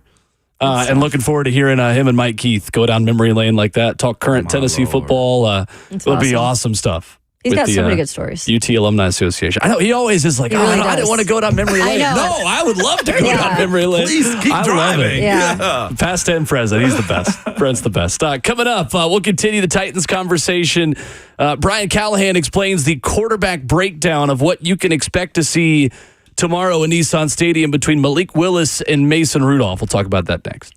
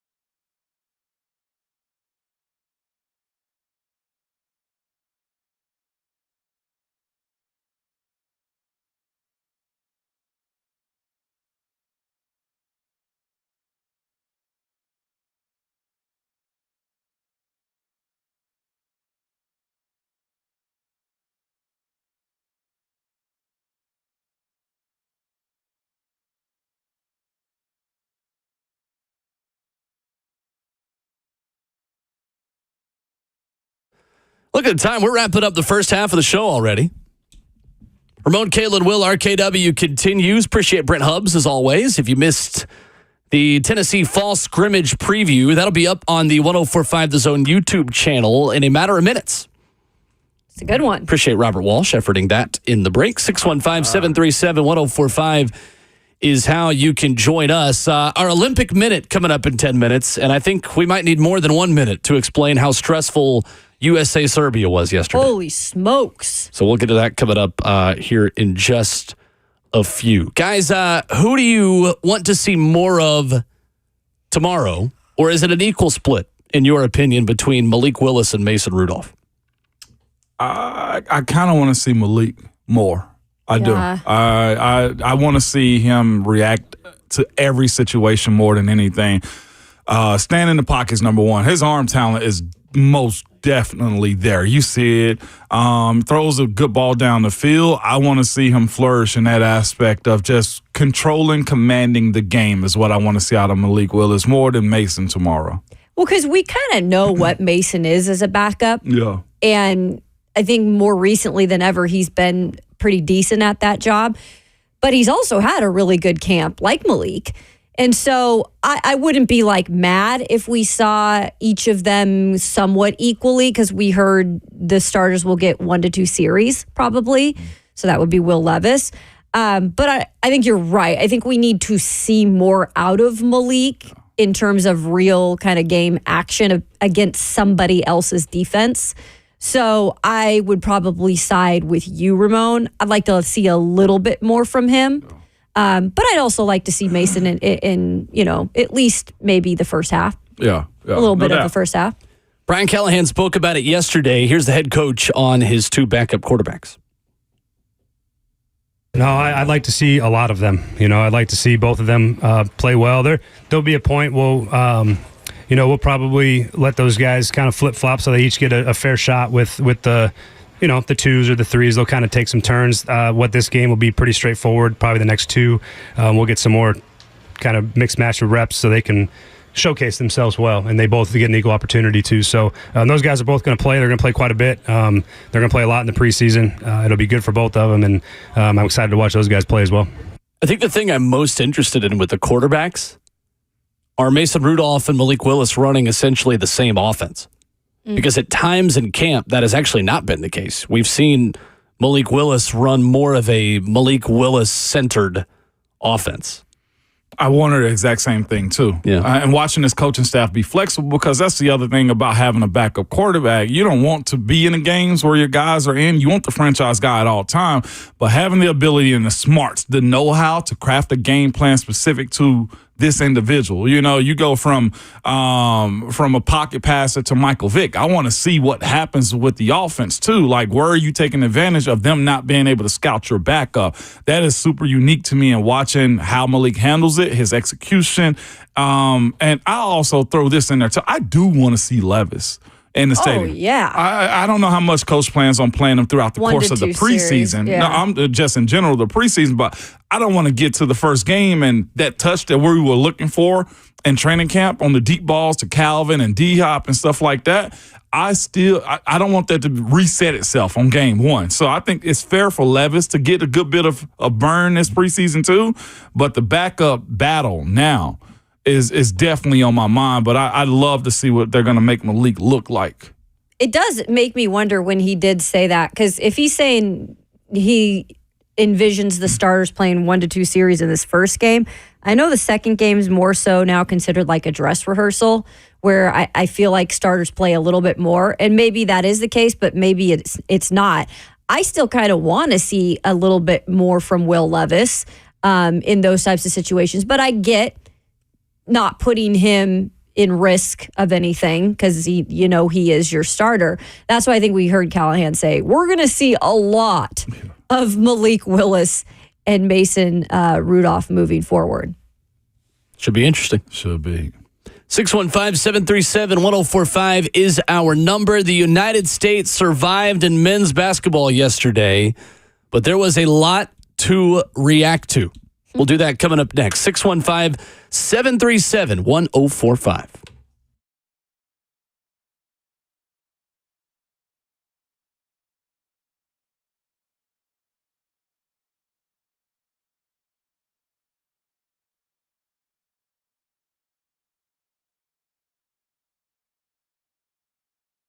Everywhere I go, I see Ford Broncos all over the road, and they're all different too, man. I've seen soft tops, hard tops, the Big Bend version, heritage style with the white tops, black diamond, and the Raptor for you speed folks out there, or something more subtle like the smaller Bronco Sports. There are so many options, color combinations, so many different packages also, and trim levels. That's why Two Rivers Ford team invites you to get to know the Ford Bronco. This is an open invite from me to you through Two Rivers Ford, all right? You don't need to be in the market for a vehicle. The Two Rivers Ford team has a team of Bronco experts on hand to introduce you to the Ford Bronco, answer your questions, let you test drive, show you the on-road and off-road capabilities, the technology, accessories, all you need to know. And remember this, too, when you show up to the lot at Two Rivers Ford. Their sales team, they don't work on commission. They're there to educate you and answer questions and introduce you to a really cool vehicle that you might not know a lot about. That's one of the reasons reasons people love doing business with Two Rivers Ford and why they are the South's most trusted Ford dealer. So go see my friends at Two Rivers Ford in Mount Juliet, just about 7 miles east of the airport. Get to know the Ford Bronco. Two Rivers Ford is your Ford Broncos headquarters.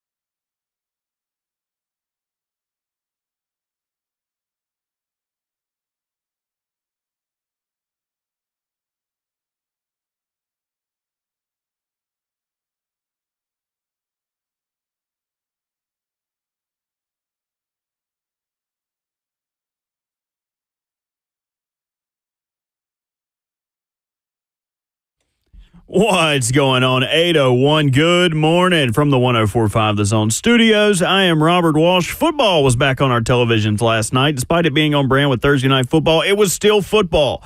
Two former Vols got some play. Hendon Hooker came in the second half of the Lions-Giants game, went 5 of 9 for 36 yards while rushing for another 34. Joe Milton continues to wow for the Patriots, finishing 4 of 6 for 54 yards and a touchdown, added another 22 on the ground. Preseason action continues tonight at 6 o'clock with the Falcons and Dolphins and also the Texans and Steelers. But you're here for the Titans. That's Saturday. Kickoff at 6 o'clock at Nissan Stadium. Lee Company countdown to kickoff at 3. Then Titans Radio gets you ready for the game at 5. Head coach Brian Callahan updated the game plan with 2 veterans that will not be playing in preseason action. Nick Vanette was out. That's a veteran rest day for Nick.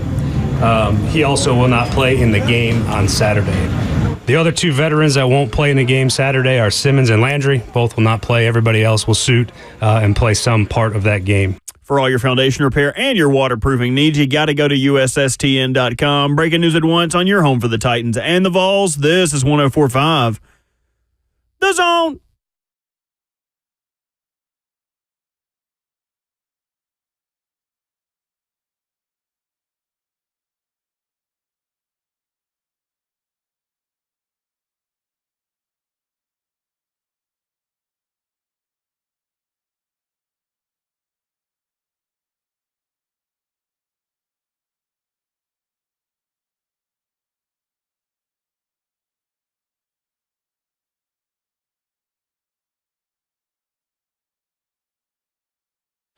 Friday morning on Ramon, Kayla, and Will. Welcome to the halftime of the program right here on 104.5 The Zone and streaming live on the 104.5 The Zone app, 1045thezone.com, and 104.5 The Zone TV. We are with you wherever you go. You couldn't avoid us even if you wanted to.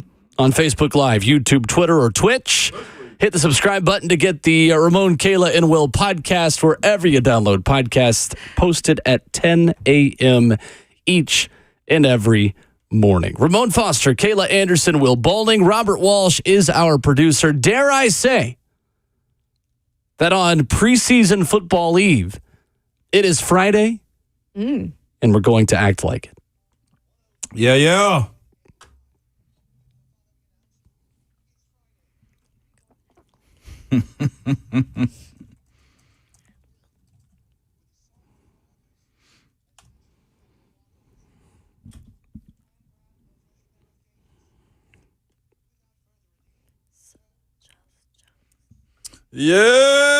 There it is. It's real. We've never been more back. We're Never been more back. Well, what we gonna do? On a party. That's all I'm asking for tomorrow. They wanted music in the chat, so here we go. That's all we wanted. They can't hear it. They can't hear us. Well, that's So they're why still I'm not singing. getting music. Yeah. That's why I'm singing. Let's go. Some sort of music. I love the one guy on YouTube. Yeah, your mic's hot. You do know that, right? We can hear you singing. Absolutely, we know our mic's hot. We made it, baby. We made it. Golly, we were just bragging or just talking about, boy, I can't wait to football season. Right here in Nashville, Tennessee. We got it tomorrow, 6 p.m. It's not 6 a.m. There it is. Come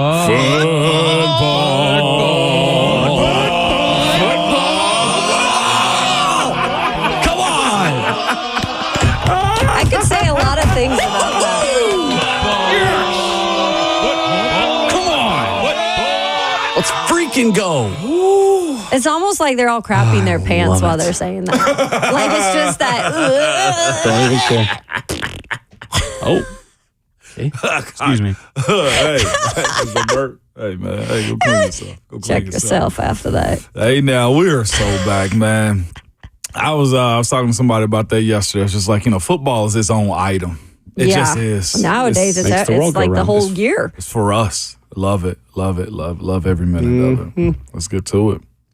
Anyway, let's talk some basketball. With that being said, Let's replay it. All right, we'll talk it. the United States defeats Serbia 95-91. Nikola Jokic nearly led them. Bogdan Bogdanovic was really the one that was him in this game. Serbia made 27 threes. Not really. It felt like they did. It feels like Serbia's made 5 more threes since the show started this morning. The alarm bells are ringing for me, and I think most people that were watching this game. LeBron James and Stephen Curry had incredible second-half performances, and I'll give him credit. Joel Embiid could not find a rebound like literally like, I don't know. He could not get a rebound. And then all of a sudden, he went from costing the U.S. to carrying the U.S. in about a 2-minute span. That game was crazy yesterday. And you hear what somewhat jump-started the comeback was Bogdanović doing the Carmelo three-point sign that he does, and Melo was courtside. And Melo looked at Bron, was like, hey, y'all got to go get it the hard way. Yeah. It's the meme of the guy leaning forward in his chair with the video game controller in his hands. Like, this what you want to do? And Serbia played they played their butts off. Yeah. Steve Kerr said after the game, they played a perfect game. Perfect. And that explains why the game was what it was. But then you mentioned the trio. Well, you mentioned Bron and you mentioned Steph Curry. And you throw KD in there. Then you throw Embiid in there. It was that picture that's circulating, if you hadn't been on social media, of KD, Bron, and Steph, I might print it off and put it on the wall. Yeah. Okay? Like, you want to talk about cooking and masterclass. And Steph has this picture of him also, I guess, jumping up in height and it looks like he's like floating off the ground. And the Serbian players land on his back. Oh, my God. Where's it at? Where's the IV at? More. Yeah. Inject me, please, Well, you got France coming up next now this weekend, the hosts with Victor Wembanyama. Who I will say developmentally has been good. His ability to guard around the perimeter for a dude that's 7'2", 7'5", whatever the heck he is amazing. And then his rim protecting side of it too, like that. And B gonna have to go bully him. You know what I'm saying? Like, that's what's going to have to happen because he can play. He's such a rim protector. Watching them also boot Dennis Schroeder out of the game, the tournament yesterday, too, who, by the way, I think they won like the World Games or something this past weekend or some type of tournament. And they got a whole lot of praise behind it. But this is good on good. France versus the United States. It's the home host team versus USA. It's cool. The brotherhood that they have. And you know what we also get from that win? We get Kevin Durant. We get KD hot on Twitter, and I'm loving every minute of it. Do you hear me? That's why I love this part of the Olympic Games in terms of hoops. Because do I follow the NBA every day throughout the season? No, I don't. But I know who the superstars are. I know what the personalities are. I know what they do for their respected teams back during the NBA season. But when you get that all together with greatness and a game like this, which, give tons of credit to Serbia, especially that first half. My goodness. I think the U.S. had like a minute and 11 seconds or something. And you see what they were able to garnish up in that second half, and you speak of the greats like Steph Curry and LeBron James, and just the passion when they would go to the bench and just seeing them fired up, like, we got this, like, we're coming back, we're getting this, we're USA, we're not going to let this one drop, we're getting to the finals. Like, I was getting pumped up at moments of that game. I was yelling at my TV. I was too. I was like, yes, let's go. Yes. And I think that's what I want to see on the final with France being the host city. Like, give me a really good game. Now, I want to see USA win, of course, but I just love the competition yesterday. No doubt. 4th triple-double in Olympic history for LeBron James. 16 points, 12 rebounds, 10 assists. The U.S. was down 17. Oof. And Brian Windhorst wrote on ESPN.com that ever since Serbia was able to get in the Olympics with what they did at the World Cup last summer, the leadership of USA Basketball behind the scenes has been worried about this game for over a year.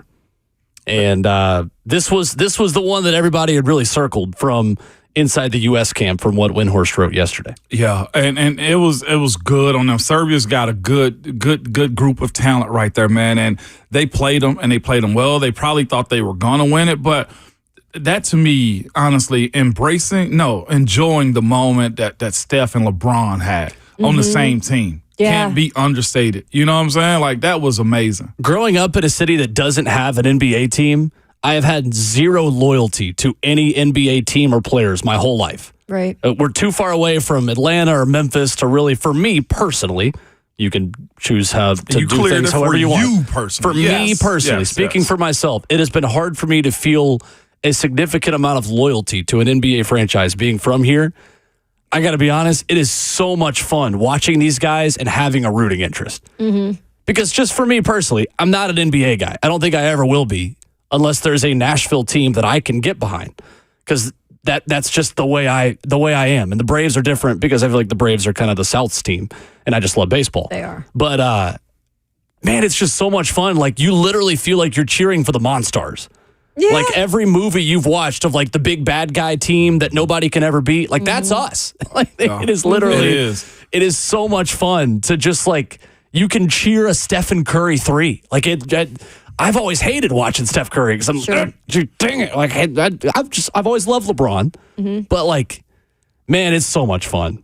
It is so much fun watching this team play. I also throw in the fact that the rules are a little bit different.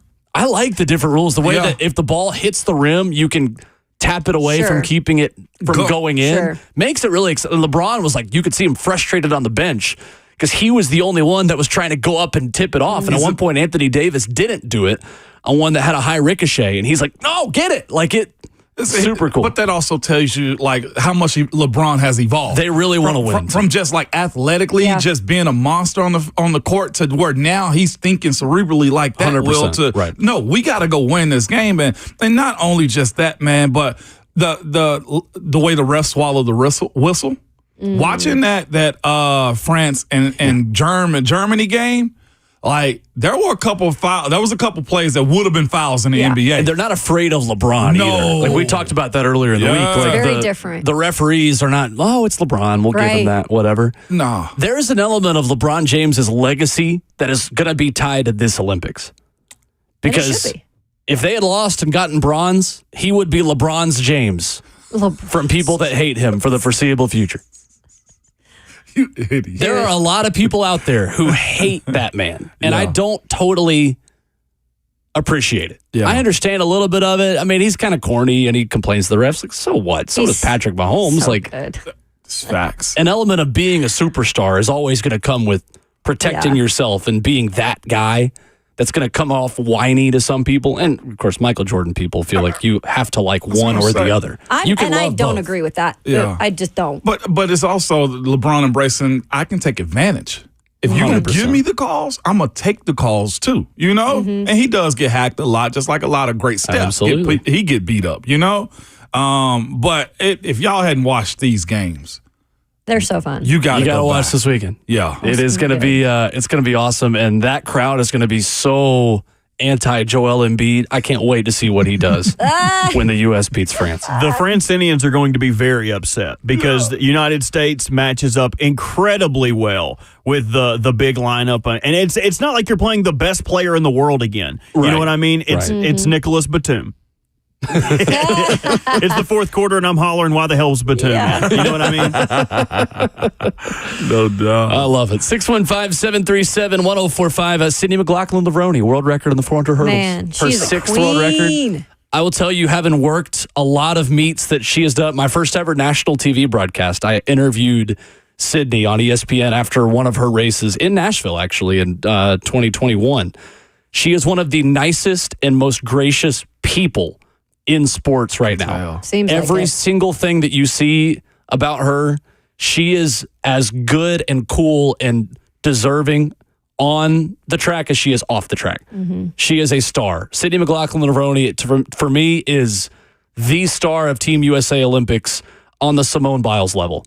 And it looks like in it. 2028 LA, I can't wait to see what she does because her coach, Bobby Kersey, and they're going to get a plan together, and I bet you she tries to go for the 400 and the 400 hurdles in the same Olympics. By the way, the which hurdles, is a difficult double to do. those are always to amaze me of how people go that fast over hurdles. It's the hardest event in It track is and field. insane. The 400 hurdles are the hardest event, hardest event in track and field. It's not even close. She's blowing folks away. 50-37, and after the race, she was like, yeah, I should have probably gone sub 50. You know, broke her we'll own look at the world tape. record. We'll look at the tape and work on it. The sixth time she set the world record. Looking to become the first human female ever to go sub 50 in the 400 hurdles. I love her. She's awesome. 615-737-1045. We're going to make a pre-preseason Titans 53-man roster as a show coming up next.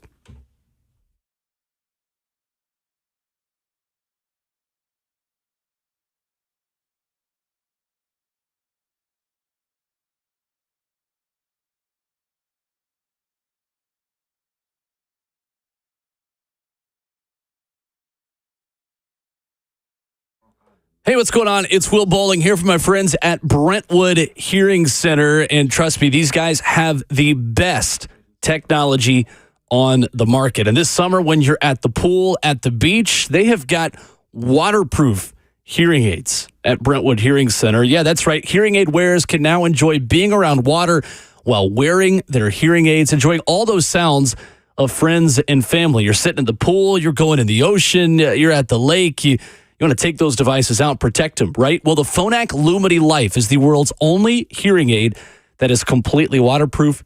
Brentwood Hearing Center's got it. In fact, one of my family members has them, got them at the pool, at the ocean, able to go completely underwater, and there is no fear of damaging his hearing aids. You got to give them a call, 615-377-0420 to learn more about the Phonak Lumity Life, or visit them online at BrentwoodHearingCenter.com to learn more. The hearing care provider in Middle Tennessee. They get the best technology for you, and they take care of your hearing journey. That's 615-377-0420. Brentwood Hearing Center. Better hearing, better life.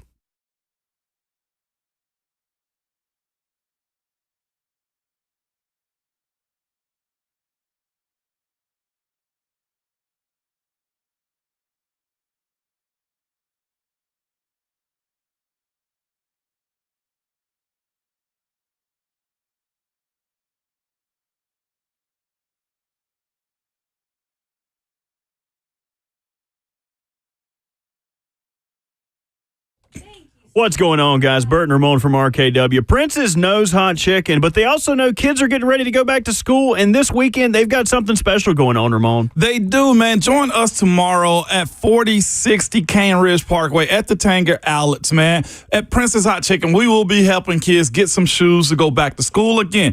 Prince's has teamed up from Your Father's Foundation to deliver some sneakers to some kids that are in need. All right, get over there, get your shopping done before the game starts off. There's plenty of outlets out there, and on top of that, come get you some Prince's Hot Chicken and also help a kid who's in need to get some shoes, because we know what, you can be as fly as you can, but the fit has to be complete with some kicks. All right, so help us deliver some goodness to some kids in need, man. Prince's Hot Chicken, the original hot chicken, as it comes down to Nashville hot. Meet us there tomorrow, 10 a.m. at the Tanger Outlets, Prince's location. See you.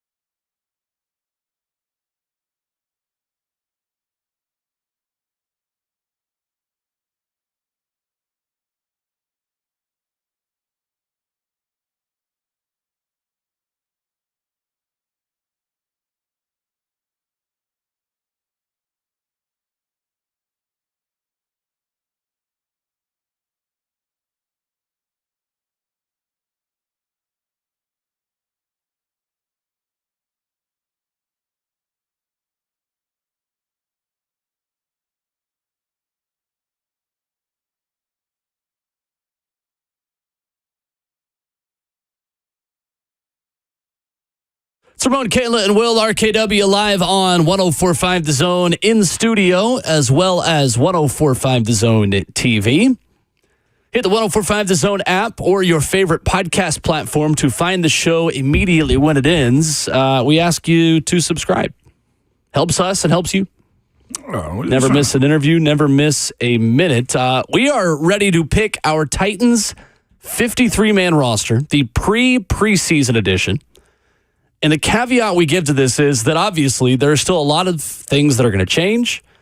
There are obviously guys that are going to get hurt. There are guys that are going to emerge within preseason games. However, I do think it would be an interesting exercise to do this and then save it and look back once preseason is over to say, all right, who lost themselves a spot or who earned themselves a spot at this point. So the way I think we should do this is I think we should go through and first fill in the roster with the locks to make the roster.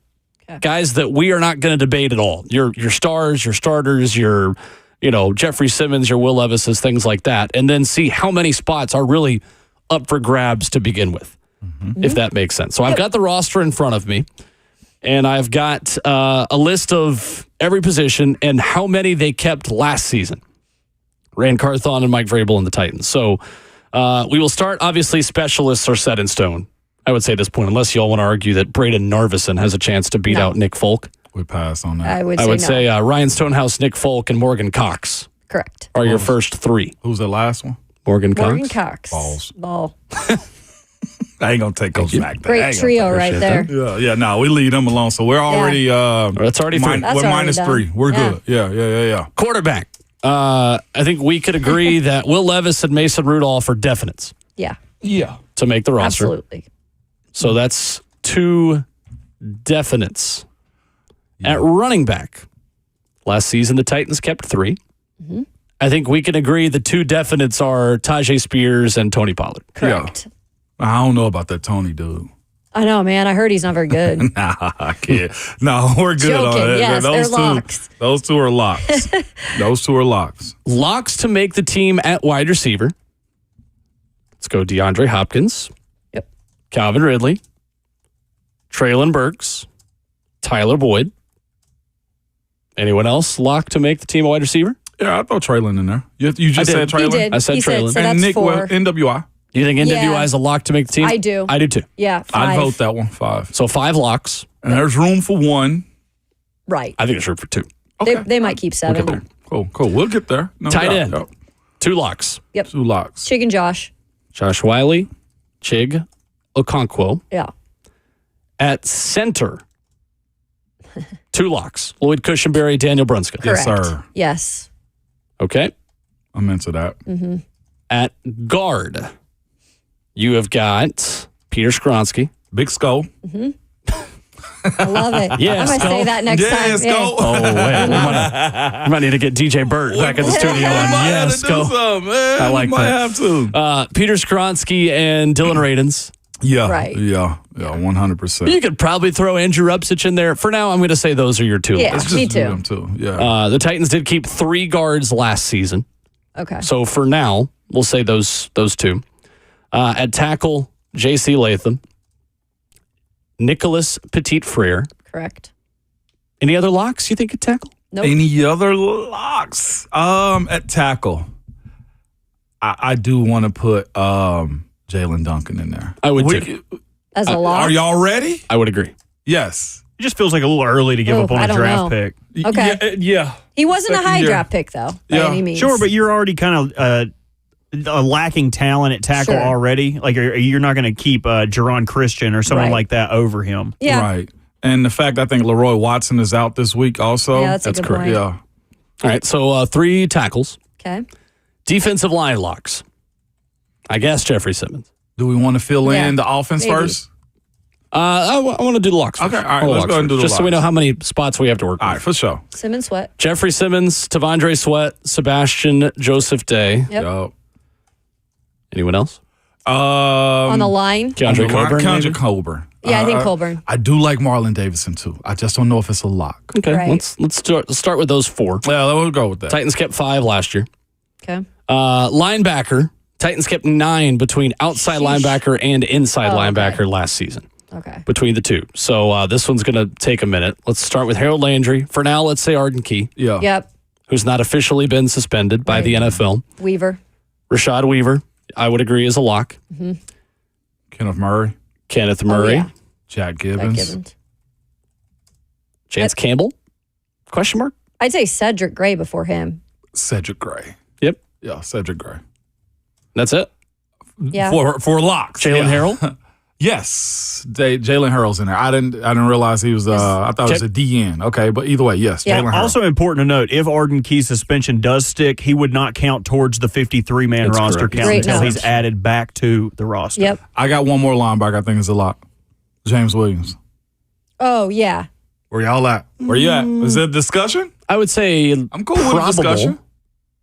I right now would lean more towards yes. Oh, I go probable. I would But too, but I want probable is to wait. okay. I want to Yeah. wait to see what the numbers crunch Okay. looks like. Okay. Okay. Without that's him fine. being in there as a Can you lock. crunch those numbers for me, Jim? Just crunch it. Please. Just crunch it. Michael Scott. Also, like, we're doing this before preseason, but his biggest role probably on this year would be on kickoff, right? Special so teams. yes. seeing him in the new kickoff where it's more of a run play Yes. than a return, a bigger body guy like him could be important. And They could seeing the way use him. he plays the run too is why you put him on that kickoff coverage team. Yeah, but we'll get to him. Y'all pardon me. I'm going to get my calculator ready. I'm looking at way too many numbers already. Big number guy over here, huh? Not at all. Now, Not at shout all. out to them teachers that said you won't be able to carry a calculator to you all your life. And we do. Look at us now. We have them on our phones. I was raised in the 90s. Right? Okay, Me Math was too. the best part of my ACT, which makes no sense. Painful. Corner. Chidobe Awuzie and L'Jarius Sneed. Corner's the really interesting one for me. McCreary. Sneed, McCreary, Brownlee. Brownlee. We're not counting Elijah Molden as a corner No, for he's a this safety exercise. at this point. Do you have to throw Trey Avery in there? I don't think so. Not yet. But I think that he will make the team. Sure. I mean, you just can't keep three corners. You Right. got to have more than that. Yeah. Of course. Yeah. Well, this is four. That's four, I Awuzie, think. Sneed, McCreary, and Brownlee. We'll Let's get do locks to the there. fifth corner because last season they did keep five. Yeah. I tend to think they may keep six the way things are trending this year. Especially with the emphasis on that. And with Awuzie being banged up right now, I feel like they may have an insurance Yeah. policy of an extra one. Just got to see the numbers at the end. Yep. I mean, and Sneed's like overhead health issues. You know what I mean? Exactly. At safety, Diggs, Hooker, Adams. Of course, Quandre Diggs, Monty Hooker, Jamal Adams, Elijah Molden. Elijah yeah. Molden. And I think that's it That's it. as For far as locks. locks there. Yeah. Okay. So, y'all want to talk about something else while I add together all these numbers? No doubt about it. Yeah. How many spots we have? By the way, I saw last night watching the Patriots game, this kickoff return and coverage. Yeah. I think it has a little bit more structure than some people were giving it credit for. I like Well, because we didn't see it as much in that Hall of Fame. Yeah, game, we didn't right? see it. And last night, I think the return man for who was it, Carolina, got up to the 40. I mean, to right before the 40. So that's what you're looking for also is guys having the ability to get that first offensive play out the way. And to me, I think for the fan, I think the fan will like this. Although they're saying your beer breaks may get shorter because that play is not just a throwaway anymore. Dang it. And most people are probably going to be upset watching it in preseason, like, "Oh, this Yeah. is boring. No one's really doing anything." But it's the preseason; they're going to be very vanilla. They're not going to give away any of their big plays, explosive plays, secret plays. It's going to be as bland as it gets. Yeah. The real thing is this.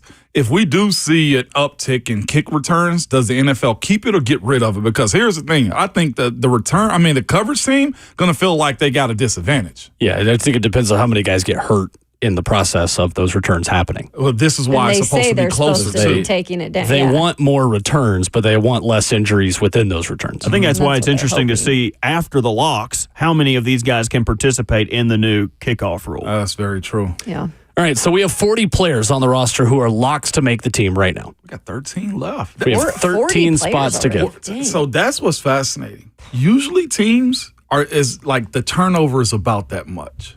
Yeah. About 13, 14 guys. I thought it'd be more for some reason. I think the caveat to that is that many of those 40 were not here last year. Great point. That's part of the and turnover. expected to be You're right. starters. Yeah, have right. to be, right? All right, so where do we want to start? We want to start just at quarterback and go Yeah. down? Let's do that. Malik Willis make the team or not? Yeah, he does. I think he does. as the day before we go into the preseason game and his in-stadium performances, I say yeah. And I think the coach is somewhat like incorporating plays for him too. Yeah. I would agree. I think at this point of what we have seen, Malik Willis is making the team. Bert, where you at? You like the Malik Willis? Yeah, for sure. For sure. At least this early. We haven't seen him play yet. And who knows? He might have an incredible preseason. There might be an injury, and somebody needs a third quarterback. That's a good point. Or if he stinks, he could just not make the team. Yeah. Right. Instead of draft season, we do version 1.0. This is mock draft 1.0. I mean, mock. This is 53-man roster 1.0. There we go. I like That's it. I like it. Running back. You adding one more? You're adding two more. One more. One more. Hassan Haskins. Hassan Boom. Haskins. Yeah. That's what it is. Haskins. Yes. All right, so that's 42 players. Wide receiver. We already have DeAndre Hopkins, Calvin Ridley, Traylon Burks, Tyler Boyd, and Nick Westbrook-Akine as locks to make the team. That's 5. That is 5 wide receivers. Last season, the Titans kept 7. I think there are 2 more spots we should give to wide receivers. With 42 guys already on the roster as locks and going through quarterback and running back is kind of our bubble guys. Mm-hmm. I personally think pre-preseason that those 2 players are Mason Kinsey and Jaquan Jackson. Ooh, really? I think Phillips still over Jaquan. Y'all could overrule me on that if you outvote me. But right now, my vote is for Mason Kinsey and Jaquan Jackson. See, Caleb Phillips' take is not mine. I take Phillips over Kinsey. And So y'all are agreeing I on would that, probably side with you on that. Too. Yeah. I don't disagree with Will that Mason has been more impressive than Kyle Phillips, but it would also be easier to hide him on a practice squad than it would be to hide Kyle Phillips. That's a great valid point. Yes, like Mason is fine. Yes. You could still use him as Yes. a call-up. Like if he's your returner for the first 2 weeks of the season, you could still use him as a call-up. Yep. But to Will's point, Mason Kinsey has been more impressive He than has. Kyle Phillips has. And his ability to make the roster may be because of the exemption of Arden Key being out. Yeah. So are you going That- Jaquan Jackson and Kyle Phillips? Yeah. What about Kieras Jackson? Practice squad? He's made some mistakes as of recently. I don't think he's making the squad. Kyle I and like Jaquan. it, but All right, Kyle Phillips and Jaquan Jackson it is. yeah. All right, so by my count then, we have added now Malik Willis, Hassan Haskins, Jaquan Jackson, Kyle Phillips. We're at 44 players. Okay. Tight end, Nick Vannett. That's it. Or Odukoya? Odukoya's had Thomas some Odukoya? praise from Coach Callahan. The one thing I'll say about that, and he has, and that's what's tough of not having 4, but he loves Nick Vannett as a blocker, and he specifically put that out there. Kayla slandered me, Nick Yeah. Vannett. So as I understand it, an international player has a made-in spot on the practice squad, as Correct. I understand it. So again, they wouldn't even have to sacrifice a practice squad spot to slide him on there. That's just for roster crunch. I think they would put him there just to have a body. Sure. But also impressive. Yeah. Been good. Nick Vannett gets the nod first. I think Yep. so. All right. So that's what, 45 players at this point? Oh. Centers, I'm not adding another one. I'm Nope. rolling with Lloyd Cushenberry and Daniel Brunskill. Yeah, That's mine at that too. spot. We need one more guard. At guards, we do need one more. Yeah. What are you thinking, One Mom? more guard. Rubsich. Rubsich. Yeah. It's easy. Absolutely. Yeah. Rubsich. All right, we're at 46. And you can hide Again, Cole I'll Spencer. double check my Exactly. math later. Tackles, J.C. Latham, NPF, Jalen Duncan were locks. We're throwing in John Ojukwu. Nah. Ooh. Jaron Christian? I think you got 3 tackles. Oh. And your swing guy, Ben Jalen Duncan. So you don't think John Yeah. Ojukwu makes the roster right now? Only thing that if Nick Vannett turns into the blocker that we say he Yes. is, then you subtract what John Ojukwu's main role probably is going to be is extra blocking tight end. I'm voting for Ojukwu. You are. Oh, really? Okay. Even if he doesn't get in now, we could always circle back if we Yes. have a spot at the end. If we're down Okay. to 3 guys who could make the roster, Let's he keep could the be in question. the chimera effect. Yep. you Real know what I quick, mean? how many offensive linemen do we have? Guard, centers, and tackles. How many? Right now, we have only 8 offensive Okay, linemen. so we do Oh, need so some we more. do We need one at more, least that's what We I'm need saying. at least We need one more. So one. Ojukwu's in that Yeah, conversation. let's put him in. Yeah. Okay. Ojukwu's in that conversation. always This take ain't him a out, charity either. It's just that you usually have 9 plus 10. Yeah. I mean, plus 1 practice squad or 2 practice squad Yeah. guys. And right now we're at 9. For the sake of practicing. And that's offense. So that's 25 players on the offense. That's about right. Okay. And that's Dallas. That's And right. that's Dallas. Defensive line, Jeffrey Simmons, Tavondre Sweat, Sebastian Joseph Day, Keandre Coburn, Marlon Davidson. And then Yes. we're good there. Yeah, I Marlon think so. Davidson. 5 defensive linemen. At linebacker, we have Harold Landry, Arden Key, Rashad Weaver, Kenneth Murray, Jack Gibbons, Cedric Gray, Jalen Harrell. Last season, the Titans kept 9. Okay. What about Luke Gifford? I would say Luke Gifford. I just think they need another edge. And I think it's between Luke Gifford and Otis Reese for the last inside linebacker spot right now. Mm-hmm. And it's probably between Caleb Murphy being that other guy in that mix. Who I have not noticed as much at I practice. haven't Have either. you guys? I have not. I would go,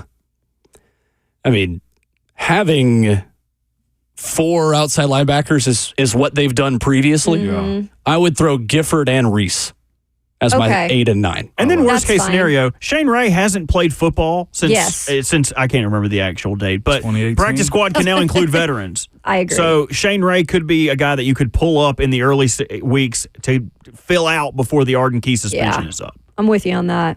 So again, I'm just recounting as we go. So that's 30, that's 39.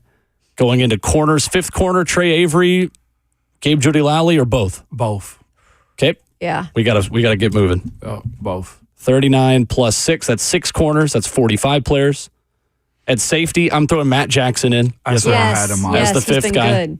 Diggs, Hooker, Adams, Molden, Matt Jackson. Cool. Did we add in special teams already? Yeah. We got our 3. We ain't Morgan did kick, Cox, we Nick haven't did Folk, kick return. Ryan That- Stonehouse. Yeah, we know they're making it. I just didn't know Yeah. if they were already included in the I count. kind of considered Phillips and with that one, That's being kick a return, returner. punt return. but we could add. I'm counting again. Okay. Yeah, I don't know where we're at. I feel like we've added like We can retally the votes and Significant reconvene amount. on this. Yeah, we can. And by the way, there's been no Caleb Farley conversation in this or yeah, anything. that's not so. happening. I don't think he's in the discussion. And the good thing, again, the rules changed this last offseason where you can add someone to injured reserve before the initial cut downs and still return them. So hypothetically, they could put them on injured reserve and bring them in the season. We will finish up our Titans roster and get you the final 2 or 3 players on the bubble coming up next.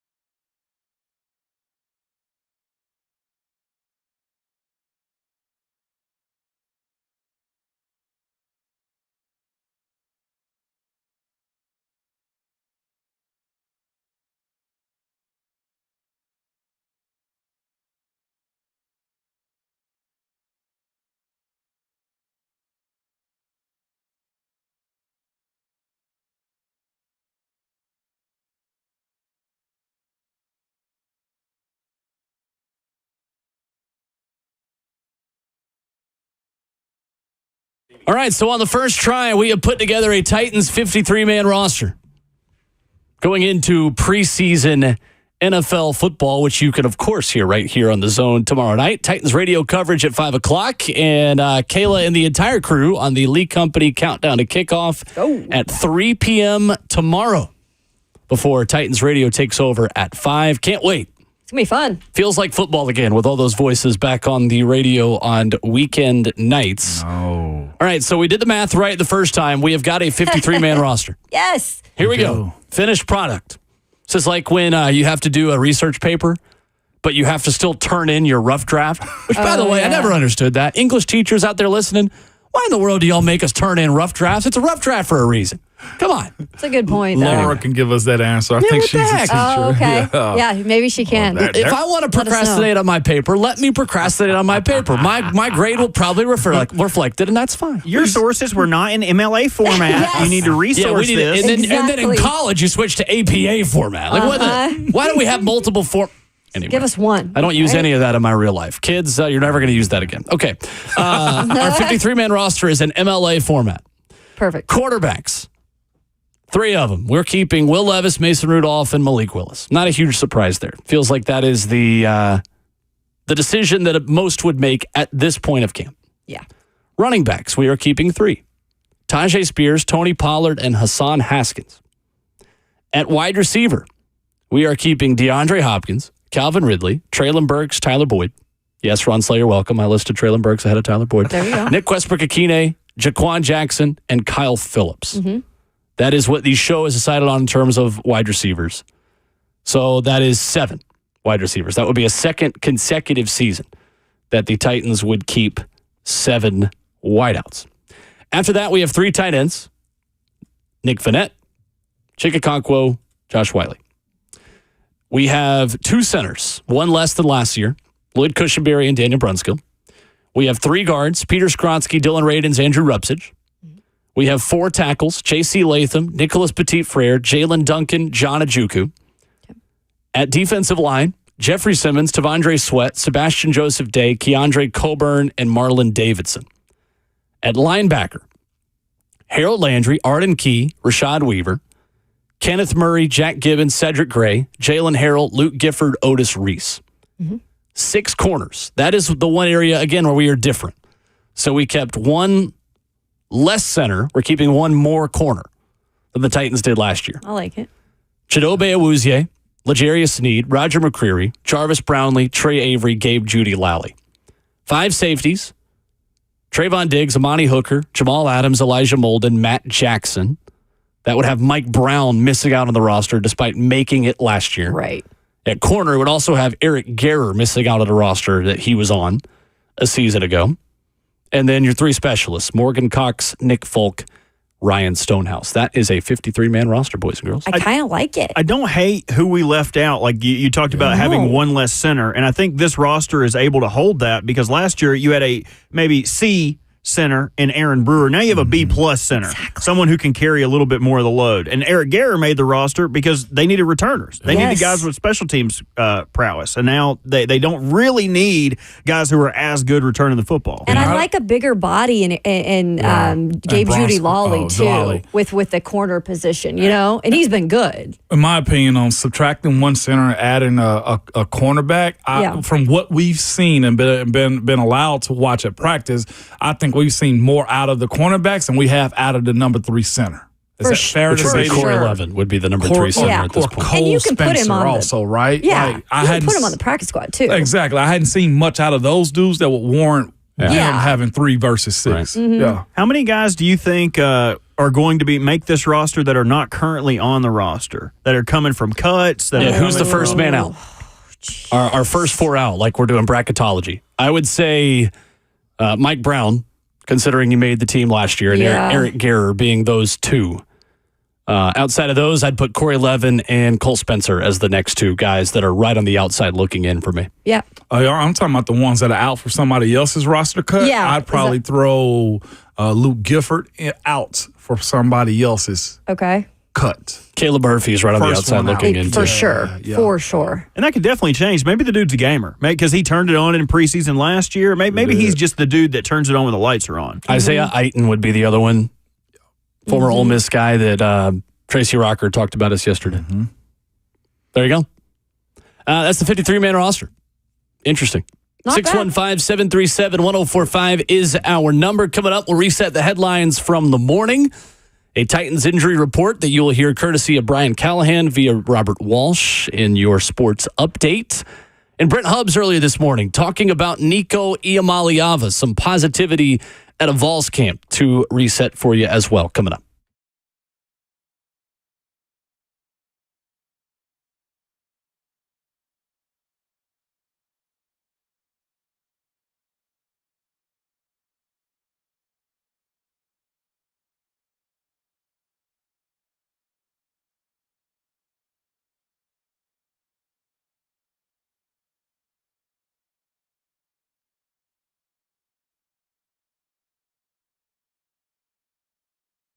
Hey, it's Kayla Anderson, Ramon Foster from our friends at Window Nation.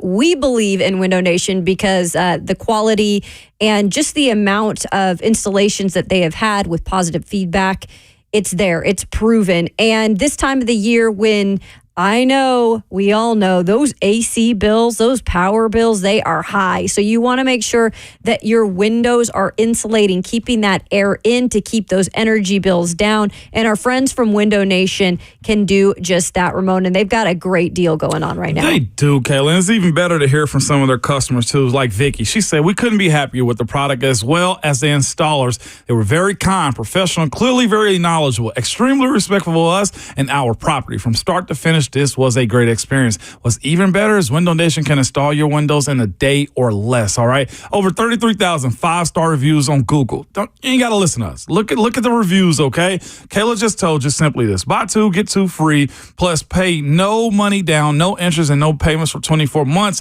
An additional $250 in credit, too. Simply reach out to them at 866-90Nation or go online to windownation.com.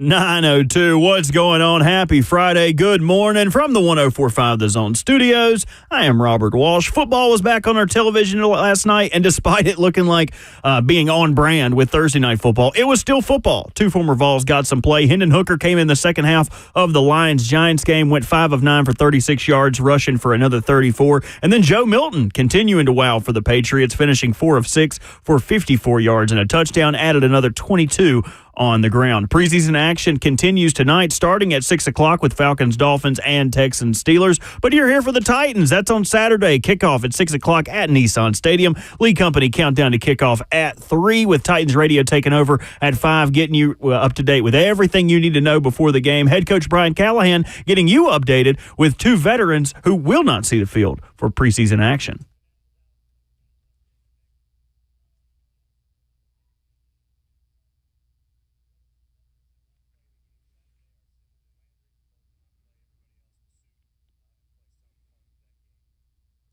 For all your foundation repair and your waterproofing needs, you got to go to USSTN.com. Breaking news at once on your home for the Titans and the Vols. This is 104.5.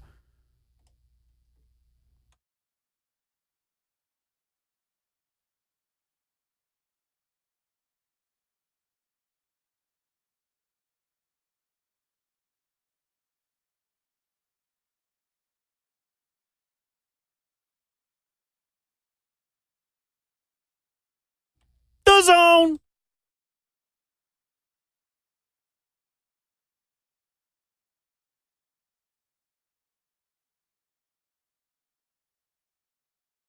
Nine a.m. hour number 4, getting started, finishing off your Friday morning commute here on Ramon, Kayla, and Will. RKW, whether your commute is down the downtown loop or from your bedroom to your kitchen. Glad you're spending some of it here with us. 615-737-1045 is how you join Ramon Foster, Kayla Anderson, Robert Walsh, myself, Will Bowling. 3 o'clock when Titans coverage begins tomorrow here on The Zone. Titans and 49ers.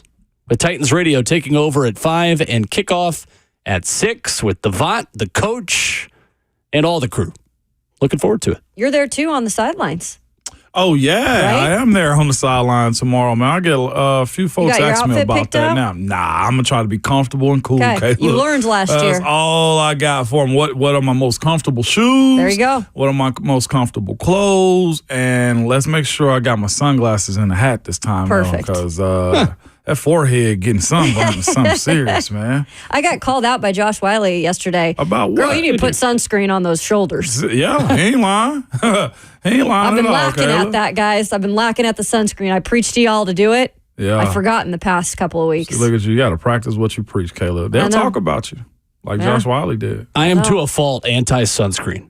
I never put sunscreen on. Break it ever. down. Why? Because I never get burned. The way my complexion is, I'm good.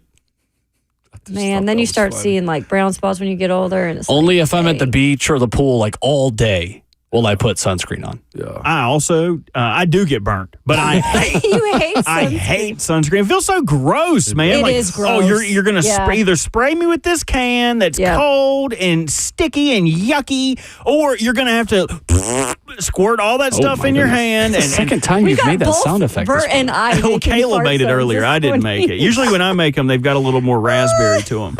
But you got to get somebody to can you get my back, buddy? Nobody wants to touch my back. Even my buddies. Nobody wants to touch my back. You need to have Cheyenne do that part. Listen to my dog, Cheyenne don't want to touch my back. I've been somewhat anti-sunscreen too, but I also know I need it. But it is what it is. You don't need it like we need it, let's be honest. We're like SpongeBob and Patrick going to see Sandy like, I don't need it. You're like if it's sour cream, a dollop of Daisy. You can do a dollop of sunscreen. We need a smothering of sunscreen. I hit the forehead, the nose, and the shoulders. The shoulders get burned. Shoulders There's are nothing. awful. Yeah, there's nothing you can do with that one. My shoulders are going to be like a different color when I get older. Coming up next week on the RKW draft, worst places to get sunburned. Yes. Oh Lord, Yes. that. Oh God! Listen, It's your feet. I've been That's the correct scouting. answer. I've been scouting that my whole life, man. You're right. I've had every part of my body burnt, man. That could get tricky in Europe. Yeah. Hey now. All right. Hey now. You Have some weird tan lines over there. goofball. We will do stock up and stock down again, our weekly feature during Tennessee Titans training camp coming up here in just about 10 minutes. Brent Hubbs joined us earlier this morning. A Tennessee fall camp scrimmage tonight, and a big opportunity for a lot of guys to continue that work. Brent Hubbs telling us it will be an unscripted practice, so Tim Banks can blitz the heck out of Nico Iamaleava. Can blitz like heck. And Ramon had some PTSD thinking about some old Chief blitzes. If you are familiar, Chief, of course, is the legendary John Chavis. Former Tennessee, LSU, and Texas A&M defensive coordinator. Brent Hubbs also told us about Nico Iamaleava. We asked about how good he has looked through camp, and Brent Hubbs had this to say. A ton. I mean, I think he feels really good about it. Now, some situations are going to show up tonight, and that's why I think they'll put the ball down and let him play. You don't want to script it out. And I've been around coaching staffs who said, hey, you can't blitz, or you can't do this, or you can't do that. I mean, David Cutcliffe and John Chavis went at it, right? Ramon, there were rules in place at the start of the scrimmage. You can't do this. We're going to limit this because we want to work on this. And then the offense would get a play, and Chief would like, all right, game on now. Our Chief would sneak in a blitz, and Cutcliffe would be like, game on, let's go. Ultimately, that's what happened. So Josh Heupel just puts it down and wants it to play. And I think it's important for the quarterback position for it not to be scripted, but because he's got to recognize things. He's got to play fast. He's got to see things and adjust quickly, and you can't do that when stuff is scripted out. So I think that's important for Nico tonight. I think he's throwing the ball extremely well. Is he making every perfect decision? No. Has he made mistakes? Sure. And those are going to continue to happen. But I think there's a ton of confidence with Nico. I think Nico has plenty of confidence in where he's at in the offense. I think his teammates have confidence in him. I mean, you heard it from the tight ends yesterday talking about just their belief in him and where he's at right now. So I think physically he's better than he's ever been. I think mentally he's good. He's continuing to grow. And I think everybody's excited to see what he can do when coaches are on the sidelines, ball's placed down, and we go play. I think the biggest difference, guys, between this Tennessee team in the offseason and the 2022 team, I think there's legitimate competition between the offense and the defense. I don't know if that was ever the case in 2022, where I would keep hearing stories from people who were in the know around fall camp or at fall camp being like, man, the offense is doing just terrible things to this defense in practice quite a bit. I do feel like there has been a legitimate back and forth in that when Nico Iamaleava takes the field and Tennessee's offense a little banged up, takes the field without Brew McCoy, without probably Cooper Mays, obviously without Cam Seldon and some of their running backs, I think they've got a legitimate challenge going up against this defense, which is maybe new under Josh Heupel. They do, and as veteran too, though, Will. As guys that's played a good bit. Omar Norman-Lott being one of those guys. Amari Thomas, like you name the guys that they have, and they've answered the call as far as being developed.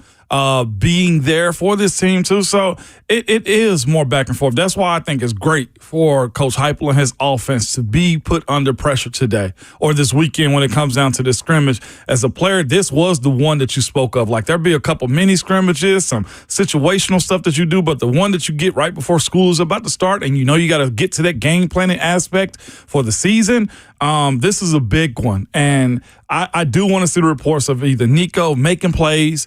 If he did turn the ball over, what did it look like? And again, my thing on these turnovers that happen in practice and training camp is, well, you kind of want that to happen at times too for the development of your defense to let you know they're on the same page and just so guys know what they can and cannot get away with. There's a lot on Nico's plate.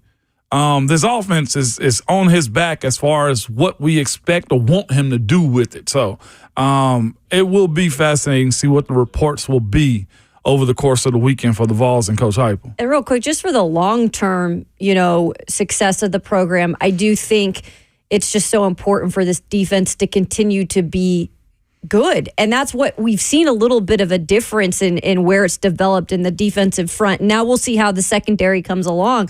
But Josh Heupel is going to be known for offense. We know that. But if he can get that defense to really make its own identity, I think that's really going to be big for the program moving forward when it comes to competing with all these other high caliber SEC teams. I think specifically, it's got to be one of the best yards per play defenses in the country.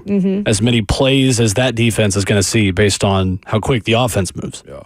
If we can be real, that defense last year carried It did. most part of this They team. don't beat because- Texas A&M without the defense and special teams winning them that game while we were in London. Right. So think about Absolutely having not. a quarterback who could maybe do what he was supposed to do and then have that defense. Yeah. Yup, do what Joe Milton Yeah. did last night for the Patriots. I know, Joe. Can we have that, Joe? No, I don't want that Joe. We got Nico.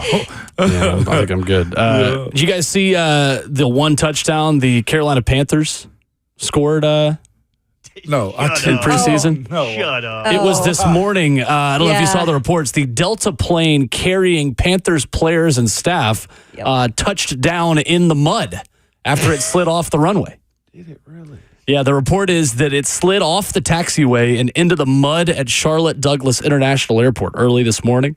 No injuries were reported, but Delta apologized for the inconvenience. And I know it was So some touchdown Panthers for the first time. They touched down in the grass outside the taxiway. Only one this season, maybe? Yeah. Well, they didn't score a touchdown last night. They lost what, 17-3. 17. I will say it was Dang. it was pretty impressive. They didn't dress any starters. They only had 7 active offensive linemen. Didn't give up a sack, or they did give up a sack, I believe. But they weren't terrible. But it also wasn't anybody that was worth a darn. Jordan Matthews was their leading receiver, Vanderbilt legend.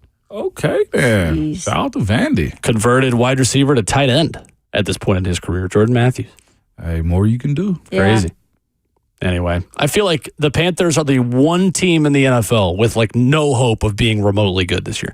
That's so It's like sad. everyone else has at least like a shimmer of like, well, we could see the pathway to being decent.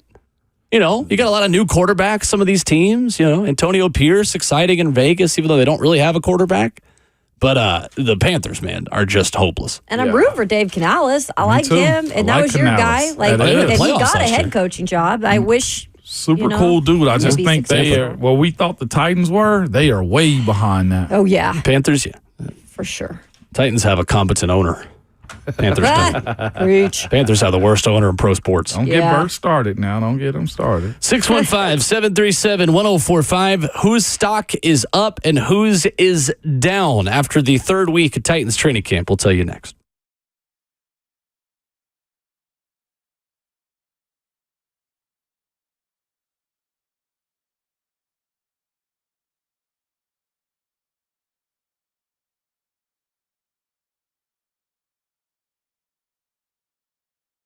It's Ramon Foster here for Wesley Mortgage, letting you know it always starts with ownership, man. And the owner of Wesley Mortgage, Chuck McDowell, man, is a local Nashville native, cares about this community and is proud to serve it.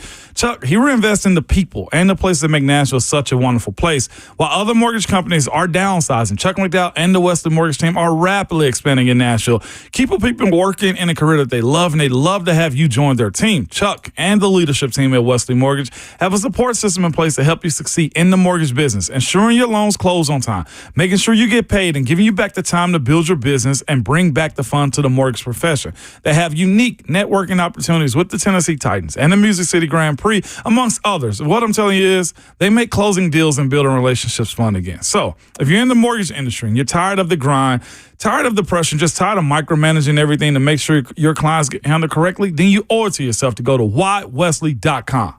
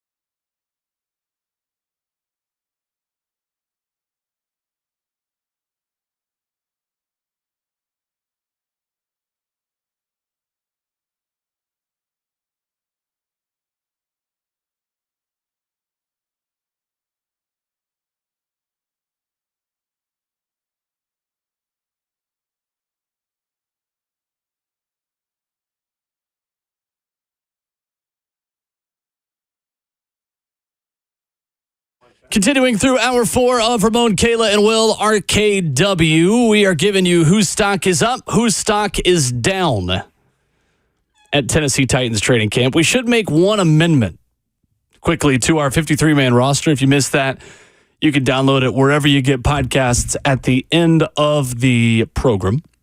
We should have had James Williams in there at inside linebacker. And we did discuss that. There are so many inside linebackers that I know he somehow slipped through the cracks. So our apologies to Mr. Williams. You're probably not going to be handed in your playbook.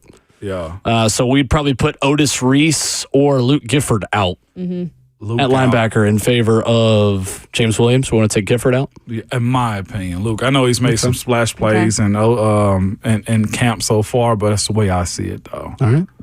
Kayla, in a rebuttal? I'll go either way. I like what he's done lately, but that doesn't mean that he can continue to show up. We'll keep your right? eye and take what's his name out? Otis. Let's get Otis let's see him in the preseason or the preseason games. Let's see if we can put him in. Yeah. Coach tried to deny he couldn't jump, and he proved him wrong. Okay, and I know he's a big special teams guy too, Gifford. Yeah. Well, I lived that life. So we're taking Gifford off or keeping him on? We're keeping him on. For now. Okay. Keeping him on. Yeah. All right. And taking Otis Reese out. Yeah. James Williams, I like that though. He's been good. And we mentioned him. I don't did know how mention him. that's the reason we don't make rosters. We'd forget. Exactly. Oh, sorry, James. Whose stock is up and whose stock is down? Let's start with the positives. Whose stock has risen the most over the last week at Titans training camp? One of the guys we just left off that list, and I have him written down. James Williams, his stock, he's noticeable. Not only is he noticeable, from where I saw last Saturday's practice to, throughout the duration of this week, we've been able to watch him. He's doing exactly what you want him to. It looked like they've got a simple approach to making sure he see ball, get ball, not doing a whole bunch of crazy stuff. His run support is good. He's quick side to side, and just the potential of his size and speed and just his former career in college being a safety. Like, he has the range to be sideline to sideline. It's a matter of, can he just really embrace playing linebacker, the physicality that comes with it, and it looked like he has. Sure. Ask Daniel Brunskill about that. And just the diagnosing of plays, which we've seen him in the backfield. We've seen him make plays.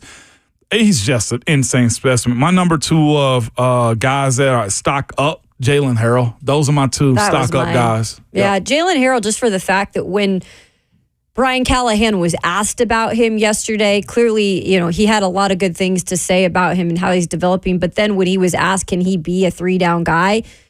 Brian Callahan did not hesitate, which I found, telling a little bit that, yes, definitely he can. So I think his stock is rising.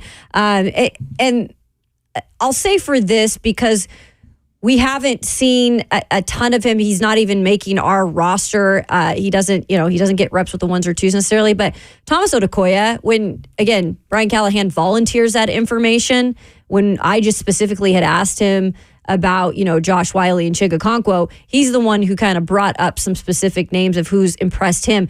And he said he knew nothing about Thomas Odukoya.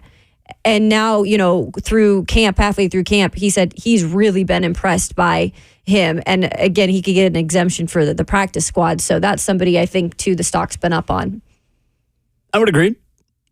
Thomas Odukoya in pads and a helmet looks like an NFL tight end. Yeah. He's a mountain of a man. He looks beastly, to your point. Yeah, he does. At that position. Yeah, he does. Stock up as well. I think we all agree Jabari Small's stock is up. Yep. And Justice in the F&M Bank chat on YouTube asks, is there a possibility Jabari Small makes the 53? In my opinion, it's slim. I think there's a logjam of guys in front of him. Like Hassan Haskins has to drop the ball. Julius Chestnut has to drop the ball. Like, some stuff got to happen, in my opinion. But that I still think for this team, his value is still high. I don't think you're looking over him to find somebody to replace him on practice squad if he goes there. Right. I don't think there's any way he passes Hassan Haskins in that hierarchy. To me, I think he is catching up on Julius Chestnut in the hierarchy of Titans running backs, but Haskins, for me, just gives you something else. Exactly. That Jabari Small cannot give you in terms of a big, more physical runner who is going to get you maybe a yard on 4th and inches or 2 yards on 3rd and 1. Yeah. the expectations when you send Hassan Haskins into the game is he's going to do the dirty work, but he's also good enough to break a 20-yard run too. And I think the Titans have got a luxury of being able to use Tajay Spears as their kick returner. I don't think you need to put in one of your backup running backs at kick returner, because I think that play and the way the kickoff has changed just fits Tajay Spears' skill set so well in terms of being a one cut and go, put your foot in the ground and go the other direction kind of runner. We've talked about that's the profile maybe of kick returners now, more so than it was previously, of straight line speed and the ability to get around the edge. Yeah. There is really no edge to get around anymore. No. In kickoff returns, you got to cut through traffic in order to get past that line of defenders. And when you have Tony Pollard, you can afford to put your starting running back in as your kick returner. Which right now he is penciled in as that. I am interested to see who they choose to go with, though, on the kickoff return. Right now, it would be Tajay Spears and Traylon Burks, or it was Tajay Spears and Kyrus Jackson. Okay. Right. And Kyrus, again, I don't know if there's a spot for him. And again, we did our mock 53-man roster, but we don't know how the coaches feel about them too. And with that being said, though, like, there is a place for guys that are still willing to fight for roster spots. Like, so this is still jockeying for a spot for a lot of these guys. And I think Kyrus is in that conversation. Lou Gifford is in that conversation. Like, there's a group of guys. Gabe Giulio is in that conversation also. Like, some stuff still has to be hashed out. I do think some guys are ahead of others, though. Well, yeah, and you said it earlier today. There's always a 100% chance of injury. Yeah. And unfortunately, this is what we're going to always deal with during the preseason, and it happens in games too. So you always have to have that next man up ready to go. And clearly there are some here that we could see. For me, no one's stock has risen more so far through 3 weeks of training camp than Tavondre Sweat. And Brian Callahan spoke about that yesterday when asked about the big man. This was the head coach talking about his second-round pick.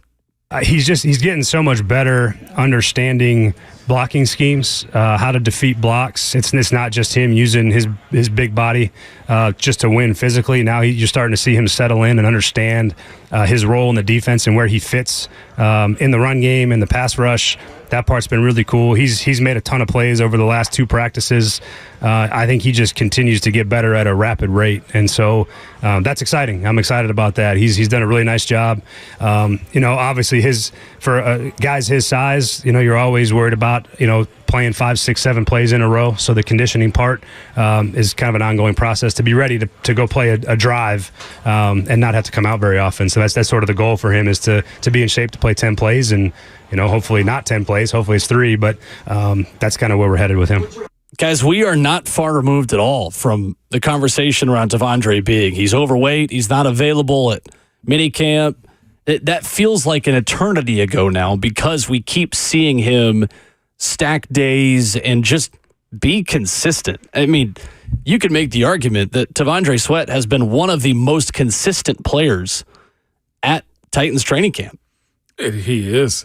What do you do, Tavondre? I'll just push people and get around him. And we expected him to be one of the more inconsistent players, considering the amount of adjustments he is going to have to make to his lifestyle, to his diet, to his nutrition, to the conditioning in order to be at playing weight. I couldn't care less what Tavondre Sweat weighs right now, because he's performing and he's playing well. 100% with you on there. I only care about your weight if you're bad. Then you got to try something else and be different. Like, the way he's moving, I'm good. And we're all not perfect coming into a season. There's all things, especially when you're a rookie, you need to work on. And the weight thing, at least he admits he's still continuing to work on that, the fitness part of it. And that's the best you could ask out of him, is being transparent about it. And we heard Tracy Rocker, defensive line coach, talk about it with us yesterday on the show. I loved hearing about what he's been impressed with Jalen Duncan in the classroom too. Or sorry, Jalen Duncan. I'm looking at the depth chart and saying Jalen Duncan. Tavondre Sweat. He's loved what he's done in the classroom. And Tavondre Sweat, when I asked him about that yesterday, he was pretty simple in saying, look, I'm smart. Like, I'm going to do those things. I know what I'm doing. I can, break down plays and know what mistakes I'm making. It is good to hear, though, he's doing those things in the classroom as well. He's not just out there being like, hey, here I am, I'm going to push people around. Watch me make plays type of guy. Yeah, no, it needs to be able to correlate from the classroom to the field. Well, I think you're right. Having a guy that's a specialty piece, and I think that's what T'Vondre Sweat is. If he finished through and come through with everything, make it to the season healthy, he's a specialty piece because not many folks have these types of guys. Like a lot of people that have these types of big D tackles aren't pass rushers, aren't guys that can play numerous plays. And also this, too, the lack of complaining coming from a guy like him. Staying out there longer than Jeffrey Simmons. Jeff wasn't in yesterday because he's not going to play in the game, so they put Sebastian Joseph Day in, and he had to run out there and stay the course of building up some football conditioning. Those are the things you're asking from him. But as far as like, I ain't gonna say camp MVP, but if we were gonna have one, he's in there because it's been, I don't want to say a delight to watch him do work, but the idea that he's efficiently and effectively doing his job. We saw a run yesterday, and Will, you called it out. You did a play-by-play on that one yesterday where he pushed back the centers. And not just push back the center. He created a gap, and he also closed down the running back for a TFL. I know that was a breakaway run because he allowed the play to go on, but that was a TFL. And that's, I think, again, the next step for guys in positions like that. You got to be able to finish the play when you're in full contact and you're in a game setting.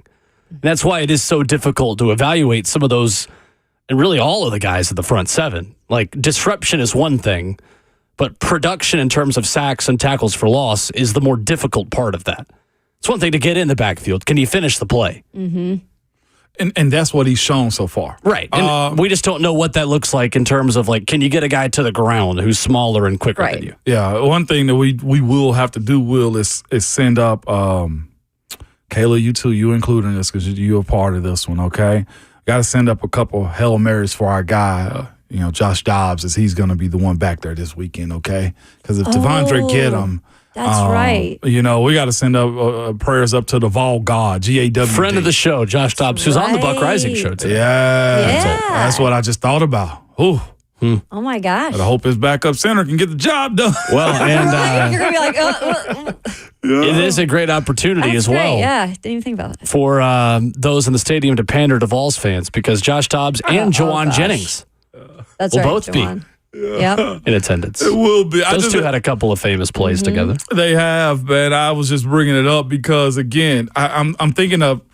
I expect T'Vondre to go against the backup center in these type of situations. And what we've seen him do in training camp so far is the push, the disruption of plays in the middle of the pocket, which is what Coach Tracy Rocker brought up yesterday, is where you can affect the quarterback the most. And I think that is a great reminder to people that in preseason games, it is as important to know who you're going against as who is making plays. So let's say T'Vondre Sweat, just for the sake of argument, has a tackle for loss and a sack and a half. I'll be excited about that if he's going up against somebody who's going to make the roster. Mm-hmm. But I think we have to provide the context when you've got these training camp heroes. All right, but who are they playing against? Like, if you go to Packers camp right now, they probably think Rashawn Gary is going to have 15 sacks this year. Yeah, he's going up against Andre Dillard. I knew he's. And that's not even trying to troll or anything like that. Still on the team. That is the important part of this, and I encourage all of us when we get back here next week. Like, we'll look at the game book and like, man, so and so had a good game. All right, who are they going up against?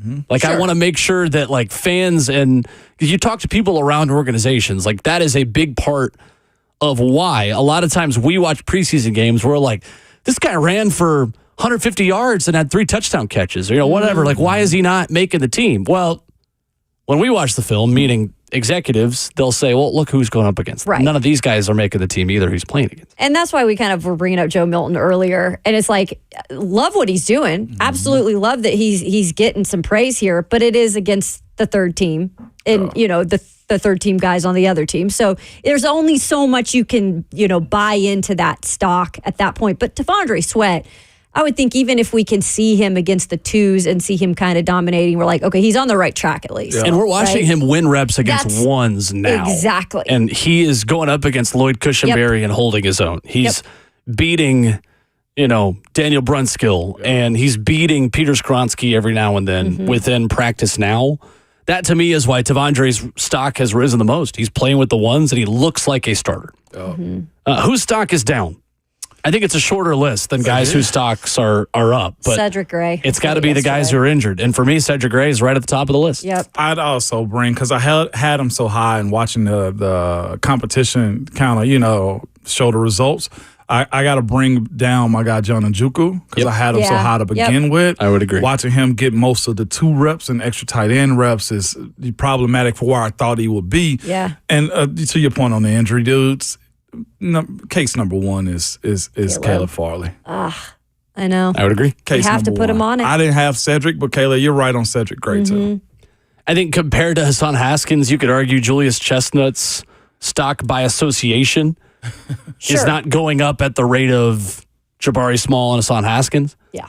I think now the fourth running back is pretty equal between Small and Chestnut for I me. think that's a valid I statement. agree with you. For a dude that's played NFL reps, having an undrafted rookie come and play the same reps that you're getting, and also He's have sticking out. breakaway runs too. It's been something that's very encouraging for a guy like Jabari Small, and it's hard to make a roster as a running back in the NFL. Yep. I just don't think there are a lot of guys whose stocks are really that far down at the moment.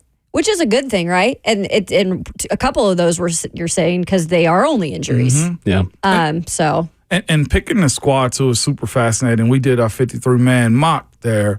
A lot of dudes that were non-starters were mostly dudes that they had signed in free agency too, or new rookies, or been drafted by the Rand Carthon administration. Yeah, like we're filling the roster with Jamal Adams and Quandre Diggs and guys like this. I don't know where Shane Ray came from, but I don't even know if we had him on our roster. did not. He's a veteran. Bert brought this up. He's a veteran practice squad type guy. So if you are on the roster week 1 as a vested veteran, your contract is fully guaranteed. Yeah.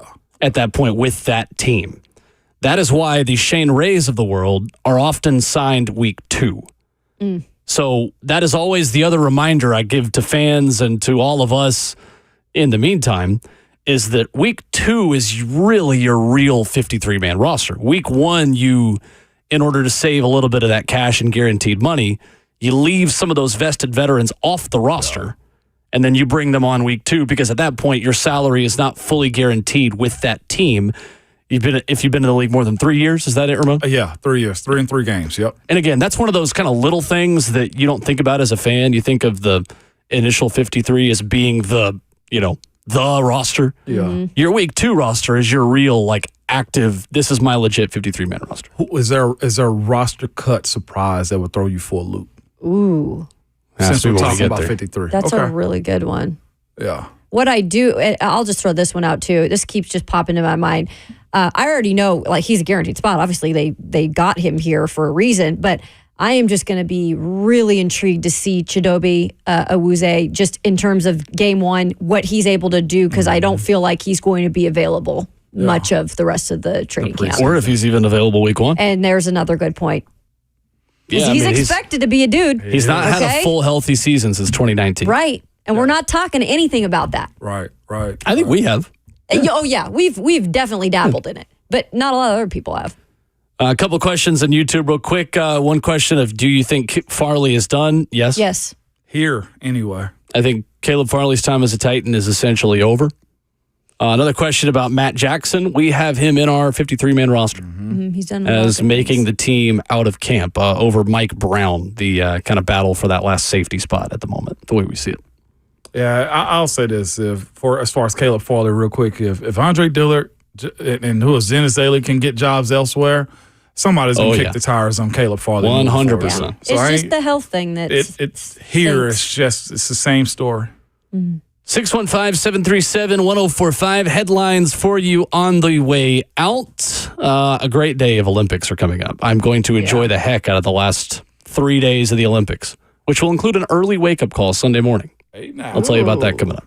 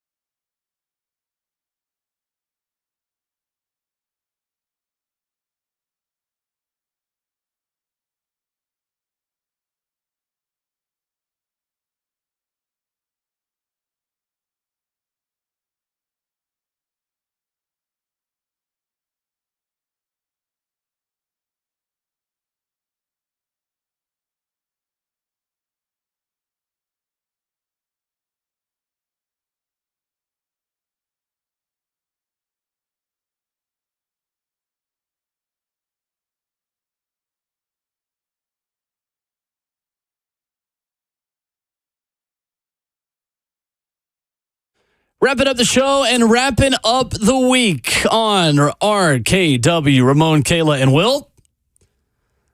Final weekend of Olympics. I'm very sad Me too. to go without just middle of the day viewing. To be selfish, it works perfectly for the time of day that we work.